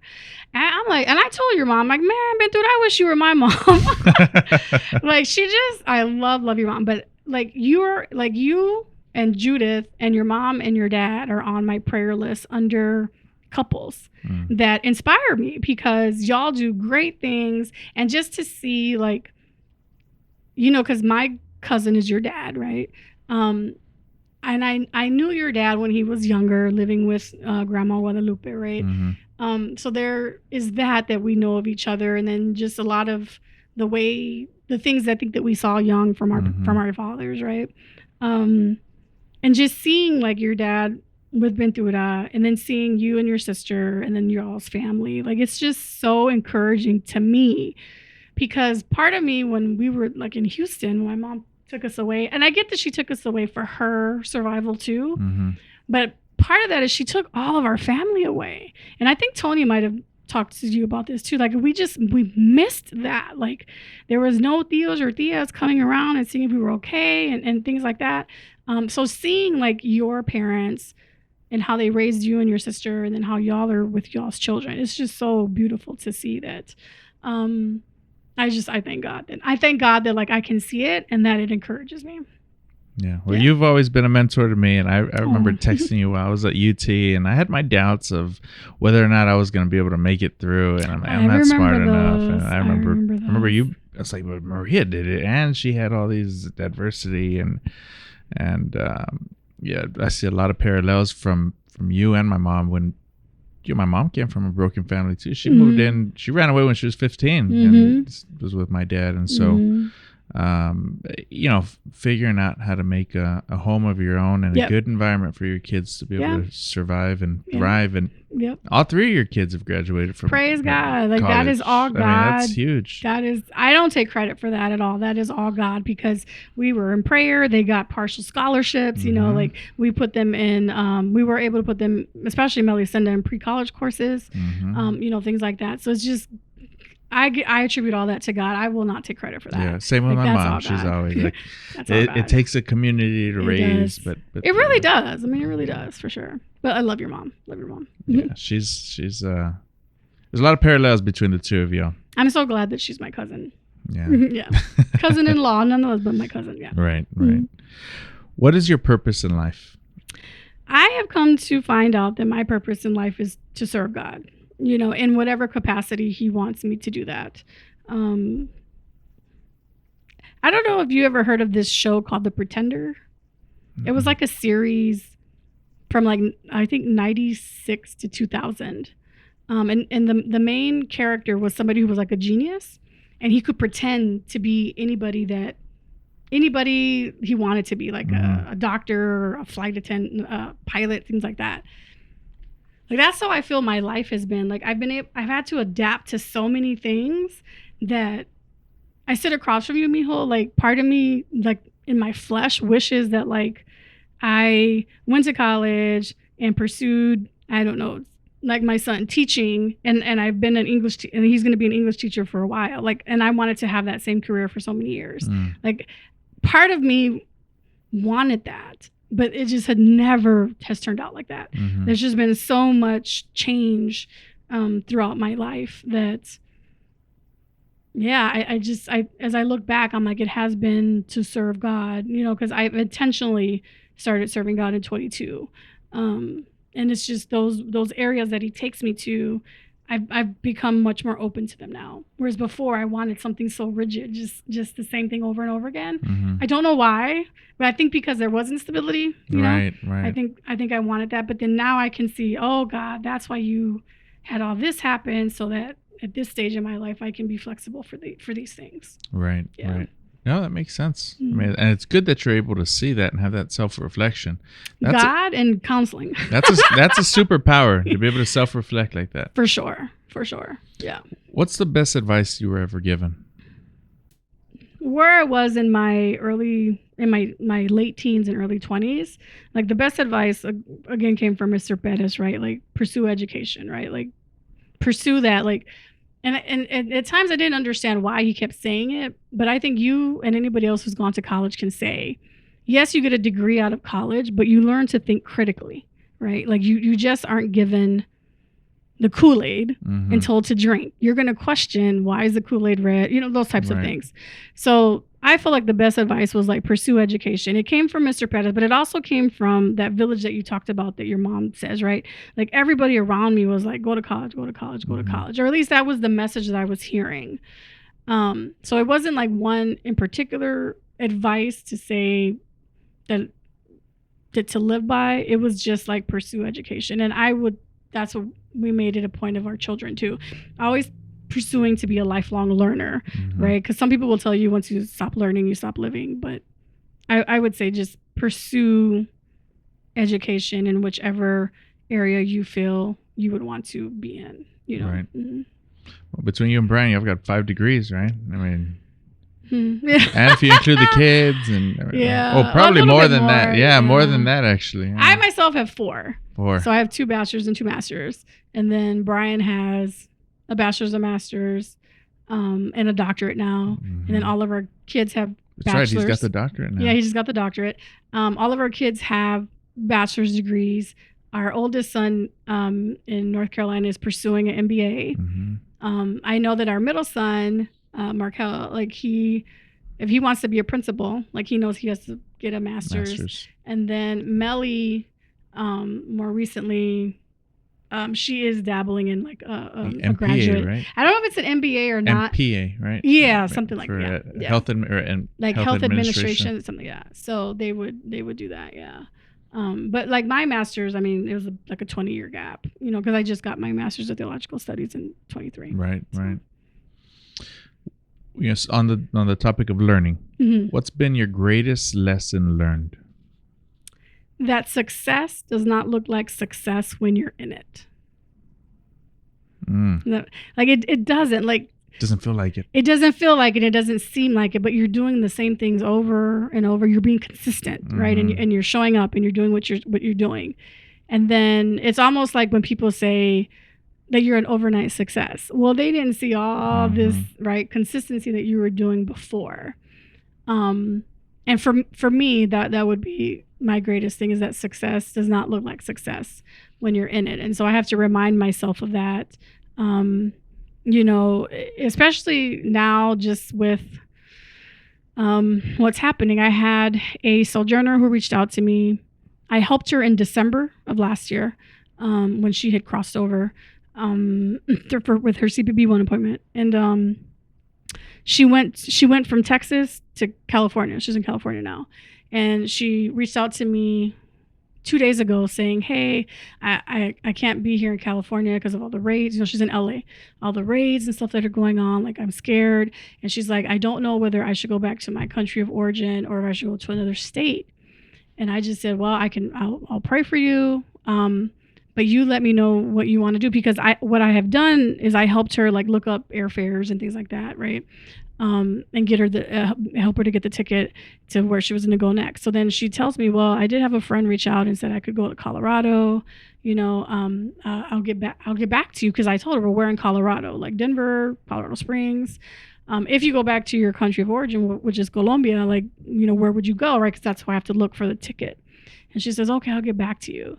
And then she winds up getting back to me the next day saying that her daughter-in-law wound up getting picked up by, she's been in detention since she stepped foot in the U.S. She's been in a detention center. Supposedly she got transferred to one in Louisiana. The daughter-in-law said, yep, just deport me back to my home country, which is Colombia. And she has yet to hear from her since she made that decision and they transported her to Louisiana. So now she's reaching out to me like, I don't know who to call. And I'm like, would you know the name of the detention center in Louisiana and whatever? And she was like, well, no. And, you know, I'll try to find out. And so like, it was more of a panicky one. And so I'm helping, right? But it doesn't feel successful, right? Because this person's life is in limbo. But I have to trust, right, that this is whatever success looks like in the work that we're doing, even though we don't see like this end positive, happy outcome. Right. Yeah. Yeah, that's tough, especially as new information comes up, and when you're walking in the unknown, the best thing you can do is just trust in God, right? I mean, wait as things come to you, and you make the decisions based off of those resources and facts you have at hand. And I have to say, I mean, God shows up for whoever believes in him. And I have seen, like, I know as us Americans, we're used to a certain lifestyle, and because of the certain lifestyle that we're used to, we don't always put our trust in God first, right? We'll put it in ourselves, we'll put it in our money. But I have seen families of people, they have nothing but God, and God shows up. I mean, it is beautiful to see, but it is also a lesson that most American Christians have to learn. And I do believe with this current administration, we're going to learn that. Because there are going to be things taken away from us that the people who voted for him had not thought of. And you're going to be surprised, and you're going to have to see who you're going to have to lean on. Right. And not yourself, and not your money. Well said. When people think of Maria Dixon, what's the one word you want to come to mind? That's, you know, I thought about that. I would hope that the one word that comes to mind is that I was a truthful person. Like, I really value truth and truthfulness it doesn't always reward people, right? Like it's hard. It's hard, right? Because it is a saying, right? The truth will set you free. Yes, it will set you free mentally, but the truth is going to get you in trouble and will get you arrested, right? Yeah. Like, let's just be honest. Mhm. But I do believe that I am a truthful person. I am probably 95% of the time a truthful person. I'm not saying I don't lie. Yes, I lie. Right. But for the most part, I am a truthful person.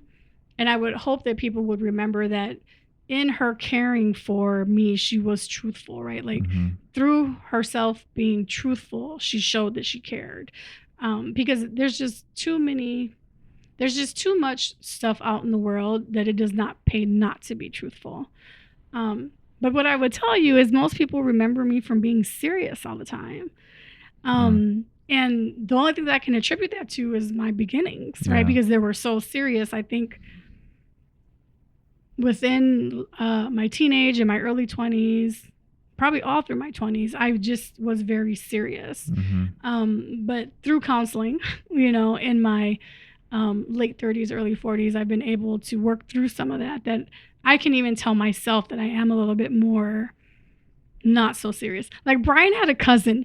Every time he saw me, he'd be like, Maria, why so serious? You have such a serious look on your face. And the best that I can always tell people is it's my experiences in life. Like they just haven't always been the best. I think that's also a Rendon style, right? It's that upfront face, but man, once you sit down and get to have a conversation, you roll over laughing and have a great time. Okay, then that makes me feel a little bit better. Maybe it's in our bloodline. Yeah, I don't know. I think so. Okay. Yeah, same with my grandpa. Your dad too. Your dad's a jokester. He is. And I feel like I found that out about him later in life. Now that he's gotten older and whatnot, and he loves to be around family. Like I never knew where I got that from because I'm like, I know it wasn't my mom because she tried to stay away from her family, right, as much as she could. But then as I got to know my dad, living with him those years, and then now that I've been back in Texas, I'm like, he really is a family-oriented type of person. My grandpa was the same way. Yeah. And my dad's that way. My Your dad, dad I love, would cut it out. I love your dad. Yes, I love your dad. When family think of you, yeah, what's the one word? Specifically, your core family. Yeah, my core family. I would think, for Brian, I guess I don't know if I have a word, but I guess what I would say for Brian in particular, my husband of 25 years, I would say, I hope it worked out for you. Like no buyer's remorse. Right. Like I hope whatever you saw in me those 25 years later was worth it. Right. Because again, I don't know about for you, but the hardest thing ever in my life has been to be married. Yeah. Right. Like, and you don't know that until you're in it. And people can tell you so they're blue in the face that it's hard, but you don't know what you don't know. Right. And so I know I had times of selfishness. I know Brian has had time of selfishness, and we've both had times of having to sacrifice for the kids. And so for Brian, I would be like, I love you, and I hope I didn't disappoint you. For my kids, I would say, like, I was hard on you because I understand that life was not easy for me. And even though we made life easier for you, in the back of my mind, I always felt there was always an opportunity for them to choose that lifestyle, like say whoever they married or something like that they could either choose that lifestyle or they could somehow, some way fall into that lifestyle. I wanted to ensure that they could live in that. Meaning like they were prepared. Right, like that they were prepared for that. And it's funny that you say that. I was remembering, you know who Justine Machado is, the actress? I probably have to see it. One Day at a Time. She has like curly hair. So she comes out on One Day at a Time. It's a Netflix special where Rita Moreno's the grandmother. She's the mom. She's single. She has a daughter and a son. In that, she said something that always makes me giggle. And she says, no, we're Latinos. Like, we tear down our kids first at home to ensure they can survive the world. And I feel like, in a sense, like that is what motivated me in the way that I raised my children. Is like, hey, this world is not going to be easy or nice to you. You have to learn how to travail the world. And the best way I know how to teach you that is to be hard on you, right? Be resilient. Yeah, so that you can learn how to be resilient in a safe home environment, because when you go out there, you know what I mean? Like, I need you to know that you can survive. Right. Yeah. Well, I've got 3 girls, Yes. And this world is harder on women than it is. on For a man. sure. And For so- sure. For sure. But I love little Sol. Dude, Yeah, like she's Sol. going to take this world and she's going to be like, look. Yeah, she's tough. She is. She's tough. She has that. I really look forward to seeing what's going to happen with all your 3 girls, but especially Sol, because that's a special one. Yeah. She is a special one. She is. How do you know if something is divine? I ask God. Like I pray to the Holy Spirit and I ask, because divine to me is like from God, right? Is something from God. So I would go into prayer and ask God, is this from you or not? If for whatever reason I don't have time to do that, I have to make a judgment call, right? So discernment, the discernment that the Holy Spirit gives me. Because you have to remember, going back to Genesis, the serpent knew what God told Eve, but he lied to her, right? He manipulated it. So sometimes you have to ensure that what you're seeing is what you're seeing and it's not a manipulation of it for you to choose something bad or worse for yourself. Okay. Yeah. Good example. Mm-hmm. Obviously, I know you believe in God. Yes. Why? I believe in God because I do not believe that I would be where I am today without him. I think that tough childhood growing up, I had nobody but God. Like I had my sister, I had my brother, but we were kids. We didn't know what we were doing, right? My mom worked all the time, trying to keep a roof over our head, food in our bellies, clothes on our back. And just personal experience, right? As you live this life, I have seen things in the physical and in the spiritual that there's no way that I can define it or excuse it other than to say it was God. Yeah. What happens after you die? What happens after we die? Yes, I do get this question a lot. I got it in BBS. So I wrote down some scriptures because that is what I refer to a lot. Yes. For that, and so I think there's a balance that we do when we're explaining death, right? What happens when you die. Jesus said in Luke 23:43, "Surely I say to you, today you will be with me in paradise." He was talking to the thief on the cross, right? So they knew they were both going to die, but he's like, you're going to be with me in paradise. And then Paul in 2 Corinthians 5:8 talks about to be absent from the body is to be present with the Lord. Okay. But then you go into Revelations and we learn about the book of life and the book of remembrance. And then when that is all taking place, like there's going to be a judgment, and so the best way that I have reconciled all this right now today, like it'll probably change, or evolve by the time I get ordained in October, would say when we die, I feel like we go to sleep, right? Whenever this Jesus comes back, right? He's going to wake everybody up, right? Those are going to go with him. The dead, it says that the dead will rise. And those who are here, that will go with him. Those will get left behind. And I think that we're waiting, right? Because there's going to be this great judgment that the book of Revelation talks about. And then when all that happens with the devil and all that, and then the New Jerusalem comes down, and all, like that's the best that I can tell someone is like, hey, I think when I die, I'm going to sleep. But the Bible does say I'll be present with the Lord. So I'm not sure how that looks. But then the judgment comes after. And so I would say I'm going to get some rest finally, so whenever that happens. But I would say I do believe nobody knows for sure what happens, right? We're given glimpses of it. Right. But it's something that we have to reconcile for ourselves. But we do have a soul, right? Our soul is going to live somewhere eternally, whether that is with God or without God, is up to every person. Yeah.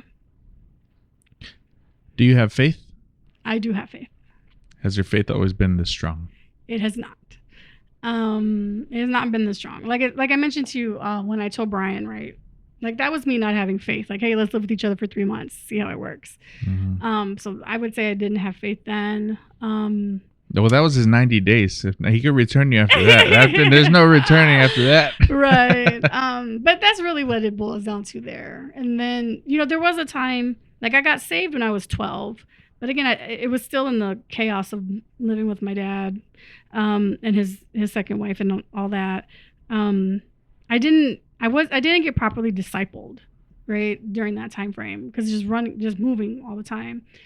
So I would say during that time, like I did not practice faith. I did not pursue God. I didn't whatever during that time frame. But then, like I said, at age 22, came back to God, and then just intentionally worked on it. Mm-hmm. Whose death affected you greatly?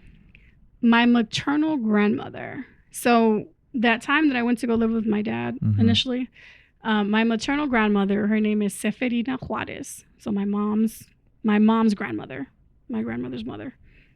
She was 92. I didn't meet her until she was probably 90, right? When we came back from Houston to San Antonio.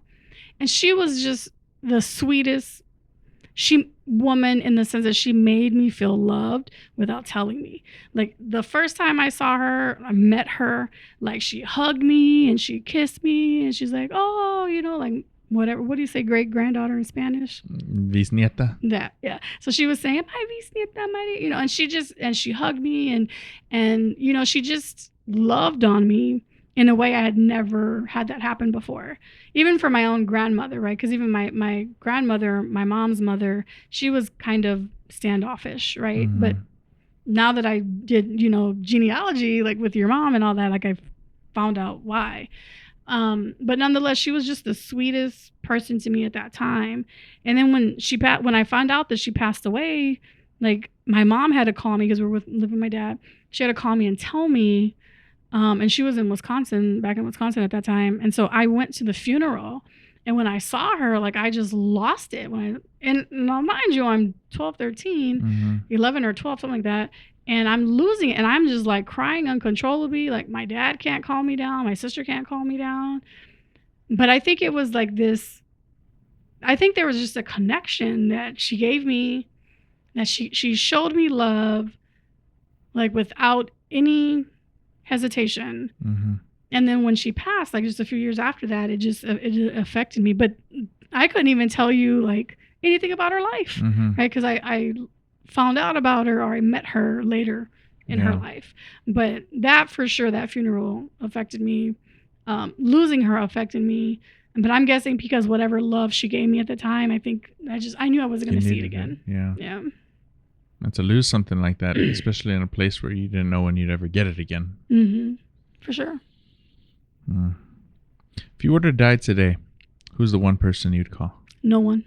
No one? You wouldn't tell anyone? I think I would just go into prayer. Like I really just would be like, I feel at that point, I would go into prayer and I'd be like, God, you gave me these 3 children, really 4. We have a spiritual daughter, right? That we say is our oldest daughter that we met through church. Like you gave me these 4 individuals, but they first and foremost are yours, right? You gave us stewardship over them. Like be with them during this time. But I don't think I would call anybody, because I wouldn't even know what to say.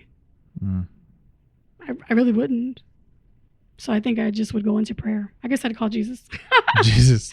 Send out this mass text Not to everyone. Jesus. Yeah, there's 3 of us. Right? Well, there's only 2 of us left now. Yeah.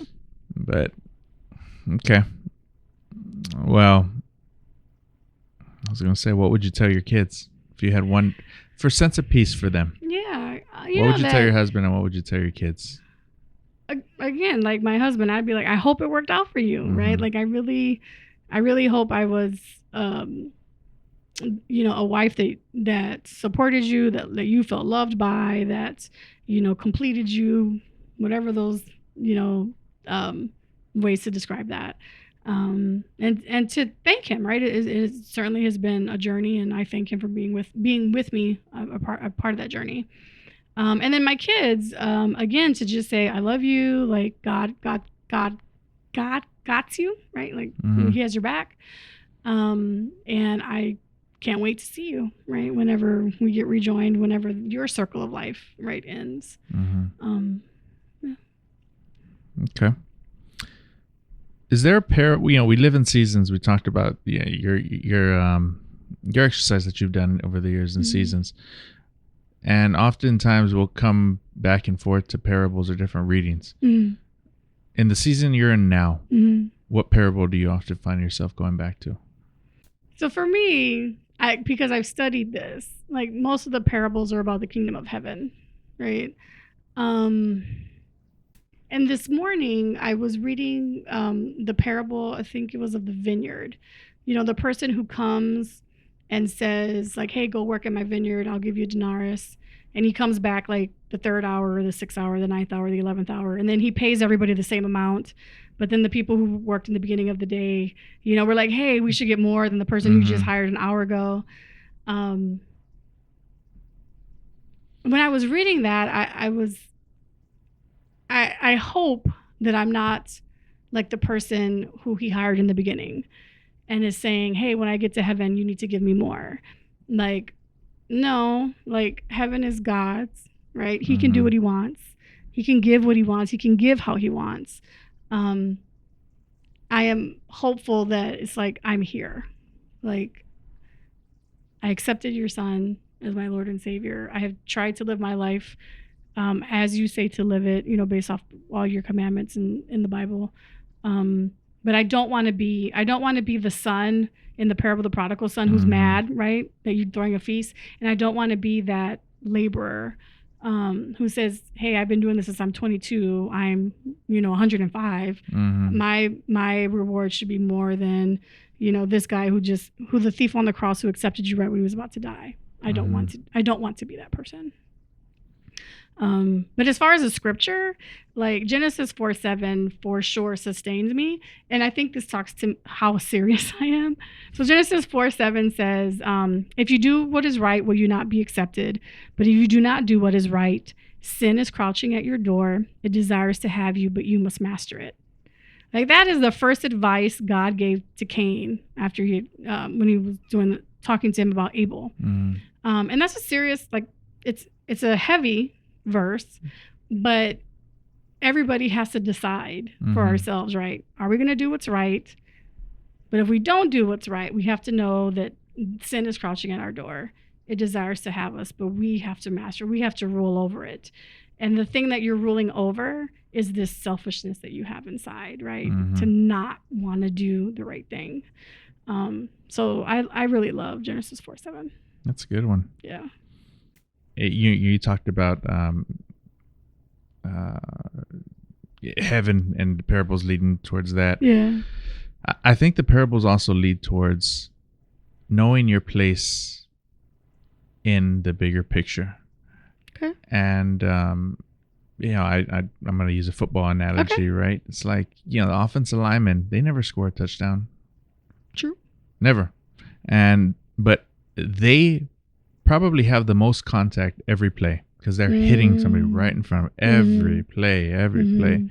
And, running backs, they could, if the linemen are doing their job right, they can make a touchdown without even getting touched. Okay. And their name goes on the touchdown. Their name goes on the stats, and their name goes on all these things. But ultimately, the role. You should know, if you're in communication with God, the role that you're playing in the bigger picture. And it's important because if you don't want to play, you don't win. It's true. So it's true. I like that. Yeah, I might have to use that in a sermon. They're tough. They're tough. They're hard, and some of the semantics in the words that are used too. To be able to teach around those and see. The best advice I would give you, baby cousin, would be, as you're reading parables now that you're older, just beforehand, just pray to say, God, open my spiritual eyes, open my spiritual ears. You told me that. You told me that the first. Okay. You and Brian both are the reason why I started reading the Bible in its entirety, and I only made it to Numbers because man, it was so hard. I mean, you do have to get past the Torah, the first 5 books. And I didn't read it. I had it on audiobook, so I was just audiobooking. And Numbers was just, and I'd even joke about it. I'm gonna say it here. I'd go home and tell Judith that those numbers of how woman is bad and this, that, and I'd go home and I'd recite those to Judith out of joke and humor. But again, they were hard readings, and I remember you had shared that with me then. And I still haven't gotten through the whole Bible, to be fair. But there are parables that have stuck with me longer than since I've started reading the Bible. What are your favorite parables? In entirety. I think the talent story, especially in this season, comes and I've shared that in previous podcasts, but God has put so much in my life to where I have resources and I'm able to connect things. And it's in that, I often decipher and find through my discernment, is this divine? Is this the right direction? Is that the right direction? Because I don't want to be the one who buried their one talent. And so that's the one I think in this time. Hopefully I don't go through the prodigal son, but we'll see how that ends up. I don't think you would. I don't see that happening. Yeah. At least not with you and your sister. I don't know, unless you're talking about your girls, but yeah. Well, either way, anyway. Is there anything you're promoting? So right now, what I would say is the National Christian Bible, right, that we're working on. I would say that we're going to begin to promote that. Our goal is to get that launched in the fall. So I'm just working on it now. But I would say, if somebody's out there and they connect with what we've been talking about, and they like the work that we're doing within the ministry that I've described, I'm always in need of financial donations, right, to ensure that this work gets carried out. And again, if somebody would want to be on a board, want some board experience, I'm also looking for that as well. Through FEA. Through FEA, yep. Through FEA Foundation Ministries, yep. How can people follow up with you? Social media? Just email me. Yeah, I have a website, feafoundation.org. And if you scroll down to the bottom of that page, my email address is on there. And I would say on purpose that website is not robust because of the work we were doing, right? We wanted to protect identities of all those who we've worked with. So you'll see, I have social media accounts. I mean, I have the website, but they're just are not robust in the way that other organizations who do this work do it, because I don't want the people that we have worked with to feel like they have to take this picture and they have to give this story. I didn't want them to feel that way. And I didn't want to be an organization known for that. But know that work is going forward. And I have to balance it out with being able to tell stories, right, of what's happening and how the ministry is moving. I get that, but I'm just going to err on the side of humanity and someone's whole humanity and not put them up on the, as a picture or a story to say, hey, give, and feel sorry for this person. I don't think I have found the best way to balance that out yet, but I'm working on it. So grateful to have you on. It's been a pleasure to talk with you about your experiences and your journey through FEA and everything you have lined up ahead of you, and talking some deep divine connection conversations, faith-based, life purpose in God. We love you and hope to see you on again soon. Yes, it's been a pleasure, baby cousin. Thank you. So proud of you. Thank you.